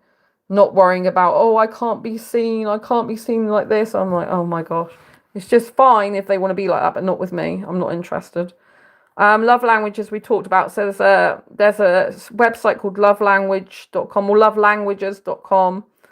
And I think it's lovelanguages.com. If you go to that, there's a quiz you can do to see what your love language is for friendship or a relationship. And it can tell you, and this is how you gauge compatibility. You know, there's different love languages such as quality time, physical touch, words of affirmation, acts of service. And there's one other one. I'm trying to remember the other one. Gifts. Those are the 5 ones. Gift giving or something. So, yeah. And, you know, you can do this quiz to see what your top love languages are. Mine's quality time is number 1. And joint second is physical touch and words of affirmation. So really, ideally, need all those 3 in a relationship. And usually you need to speak the love language of the partner. Your partner, not yourself. So if your partner really loves acts of service, but you don't like doing acts of service, they're not going to feel loved. Similarly, if they like quality time, but you don't really like quality time with them, you'd rather be out with your mates, that's not going to work. They're going to feel neglected. So it's very important to understand the love language of yourself and the other person in the relationship with you, so you can speak each other's love language. Emotional needs, especially for an asexual in a relationship, emotional needs are really important as well, because emotional connection is usually how asexuals love, especially sex-repulsed asexuals, when we don't have a need for genitalia or sex. We usually love for a deep emotional connection. That's what keeps us bonded to our partner rather than physical sex, which often is what bonds people on a visceral level. We get emotionally bonded to the person, and emotional needs are very important. You can be in a relationship, but you can be very emotionally neglected in a relationship. The person could be doing acts of service for you. They could be buying you gifts, but you feel disconnected from them emotionally because they're not there for you to understand your emotional needs, like your emotional pain, your emotional upset situations that happen in your life. They want to avoid it. They don't show empathy or little of it. You know, emotional needs are one of the fundamental compatibility issues to do with asexual and sexual relationships, or any relationships, even heterosexual to heterosexual relationships. All this is relevant. So it doesn't matter what sexual orientation you are, right? Emotional needs are very important, especially if you're, for example, an anxious attached person. You need reassurance. You usually need a person to understand you emotionally, not avoid emotions. If someone's avoiding dealing with emotional situation, the emotions just build up in the anxiously attached person, make the person more anxious and their nervous system even worse, right? So it's not healthy. Emotional needs are so important. If they're taken care of, you can feel fulfilled and happy and satisfied in a relationship. But they're not, you can feel very neglected. The relationship ends up being one-sided and you just feel like, what the hell is going on? They may fulfill your emotional needs 1 minute, the next minute they don't, up and down like a seesaw. This is not healthy for your emotional state. It's not healthy for your physiology. It's not healthy for your nervous system. It's an up and down roller coaster. And it's not healthy for either of you in the long term, right? Interests, finances. We went through finances earlier, right? What's your spending habits? Are you a saver or a spender? If the other person's opposite to you, that could be a fundamental difference. And usually financial situations are what causes a lot of problems in relationships. It's often what couples actually split up over, rather than lack of sex. A lot of it's emotional neglect and financial problems. These are why people split up, right? Especially, you know, if you can't make the financial situation work, right? You both need to be on the same page if you're living together. If you live in different places, it doesn't matter as much. But like I explained in the earlier example, my ex would spend loads of money on video games, the latest clothes, the latest aftershave, everything to make himself look good and feel good, but without dealing with my needs. For example, my physical health needs. He used to have a bed where you could feel the springs through it, and I couldn't get any sleep, and it was so, you know, like he wasn't taking care of my health and well-being. He was just focused on himself and everything that he loved and looking cool and good, like with the latest trainers and latest, like, you know, like cologne or whatever, and, you know, the latest trends. So that isn't good, right? And I know people sometimes split because a person might have a lot of financial debt. That debt can pass to you. So be very careful and cautious of how a person spends their money, right? They need to be disciplined. Something I haven't put on here is discipline, self-discipline. Self-discipline is a big one. If you're very self-disciplined and the other person's not, a lot of the time that's very incompatible, right? I'm very self-disciplined in a lot of areas of my life. I have to budget strictly because I live on my own. I have to pay my own bills. And I'm not interested in paying for a guy's food. If he comes over to visit me in a relationship, he can pay for his own food and bring it to mine. I'm not about to pay for him. Do you know what I mean? I've got enough financial concerns and worries of my own without dealing with another person like that. And I don't want that hassle. I don't want that stress. A person should not add stress to your life. If they're adding a lot more stress consistently than they are relief, then it's not good for you. Interests, hobbies, they need to be similar or the same or complementary. If you've got completely different hobbies and interests, they're fundamentally at odds with each other, or you haven't got really much in common, then that's just going to be boring for both of you and unfulfilling and unsatisfying, right? Because when you're spending a lot of time with each other, you need some commonalities, some shared vision and goals to bring you together intimately, right? If you like same hobbies or similar hobbies and interests, complementary ones, then that can bring you together in intimacy because you can feel closer to the person, but through shared interests and hobbies.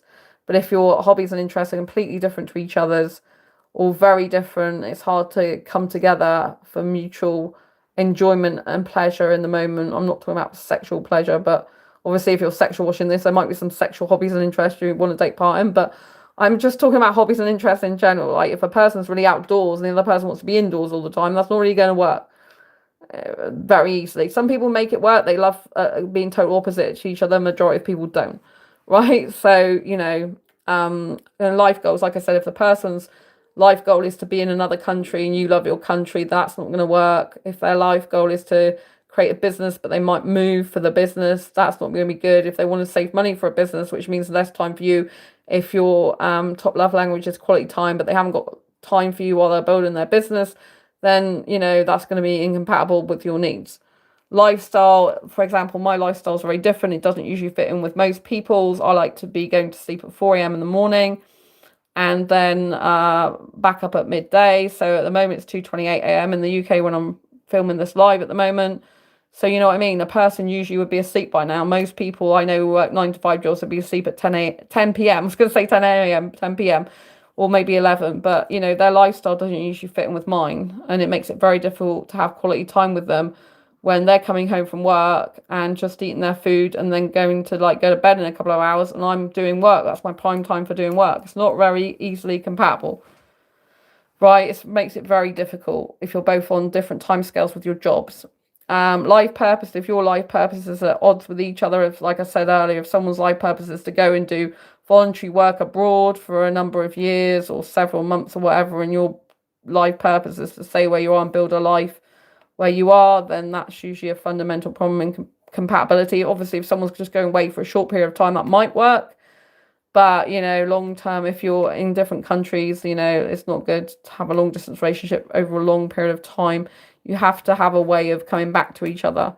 It's hard to make it work. It's not impossible. Some people have long distance relationships for a number of years before they actually be together. But it depends on if you need a person physically there for physical comfort and kissing and cuddling and a physical presence, or if you're happy for them to spend months away from you need to think about that. But eventually you both have to be together, and if your life purposes are completely different in different countries, that's not going to work, right? Job, if your job is fundamentally not compatible with each other's lifestyles, can't fit into it very easily, like I mentioned a few minutes ago, or their job is something that you would hate. So, for example, if they worked at a slaughterhouse and you loved animals and was a vegan, that probably would be against your morals, values, beliefs. Maybe not. Maybe you can accept someone who's got a job that's opposite of what you like, but a lot of people would find that very difficult to navigate because values are very different. One's killing animals, one wants to preserve animal life, if that's why you're a vegetarian or vegan. And then introvert and extrovert, as I mentioned as well, is, if someone wants to stay in all the time, the other person wants to go out a lot. The extrovert wants the introvert to come out, but the introvert doesn't really want to go out. They're feeling pressured, or they can only do it in small doses and not really happy to. The extrovert can feel like, oh my God, the introvert doesn't really want to be out with me. They can see the introverts like body language. If they're not feeling good, they're feeling reserved or shy, or they're feeling like uncomfortable, and then it doesn't feel good for the extrovert. The extrovert feels like, oh my God, I don't want to be here and be upset and unhappy. The introvert's feeling like, I don't really want to be here, but I want to make my partner happy. And this is like a fundamental mismatch of needs, right? And it's very upsetting for both of them, so it's not good. Similarly, the extrovert might want the introvert to be out with them sometimes, and feel like if the introvert wants to spend all their time at home, then, they're just not getting their needs met in an extrovert relationship for socialization, for example. So, you know what I mean? Or the introvert can just feel drained by going out with the extrovert too much, or they can be draining for each other. Like the extrovert can feel draining if the introvert wants to be in all the time, and they feel like the introvert wants their partner to stay in a lot, because the extrovert can get drained by staying indoors. They get their energy usually from being out around people. That's what I do. I get my energy from being around people and being out. Whereas an introvert often feels overwhelmed and gets zapped of energy by being around people, has to retreat. So these two people, who are different personality types, if you like, can find the relationship very stressful and unfulfilling and unsatisfying sometimes. But they can make it work if they complement it. Like if the introvert's like, I'm predominantly introvert, but I don't mind going out some of the time. I'm happy if the extrovert wants to go out with me like once or twice a week or whatever, or maybe even a little bit more if we're on a holiday. Or the extrovert's like, I don't really need my introvert partner to be with me all the time. I'm happy to go out by myself, but it would be nice if they spent like 1 or 2 days like going out to the cinema or for a date out with a meal or something. If the introvert's like, oh, I don't mind going out with the extrovert, but I'd rather it just be me and them, not a big social event. The extrovert's like, well, I'd like to spend time with my introvert partner, just me and them, but they're happy to go out. If they're happy for me to go out on my own the rest of the time, then that's cool. You know what I mean? So it can work, but you've got to think how it's going to work. You've got to ask yourself how it's going to work and how can you both be happy and get your needs met. But if you fundamentally are at odds with each other, especially in multiple areas of this, this chart, if you like, or whatever you want to call it, then it's going to be a lot of strain and on you both, and stress. So your goal is to find someone who's the most compatible with you in multiple areas of your life, so it's less strain, less pressure, less dissatisfaction, more coming together, more intimacy, more mutual satisfaction in terms of intimacy, in terms of emotional needs, in terms of financial stability, in terms of intimacy with life goals and hobbies,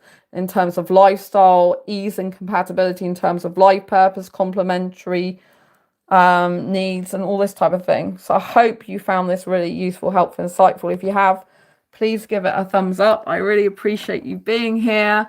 If you do want to donate to the channel, then please do so on that link I've just popped in chat. I'd really appreciate it. And every penny helps, as they say. And if you want to know more about asexuality, check out my Asexual Perspectives book. Go and get a copy of that on Amazon. That's Asexual Perspectives, 47 Asexual Stories. This will help you with asexual relationships a lot, to understand different asexual perspectives. And if you're into dating and want some dating advice or relationship advice, there's a further, more in-depth book called Diary Confessions of a Hyperromantic Asexual. It's got life lessons to ace your life. So if you've loved all this information I've been sharing with you, you'll love the 78 life lessons I teach in this book. So go and get a copy of that on Amazon as well. And I'll see you soon next for your live stream. Lots of love. Don't forget to subscribe if you're not already subscribed, and hit the bell icon. Give this video a thumbs up if you like it. I'll see you soon next for your live stream. Thank you to everyone who's been in chat tonight. Passport Pioneer, Minky, we've had other people earlier as well. Jimbo, I think, was here earlier. And yeah, Minky, thanks for the live stream. You're welcome. Lots of love, and take care. I'll see you soon on the next video live stream. Thanks everyone for being here. And I'll say good night and goodbye. It's night in the UK, or morning, like early hours of the morning. But I'll see you soon. Take care. Thanks a lot. Bye.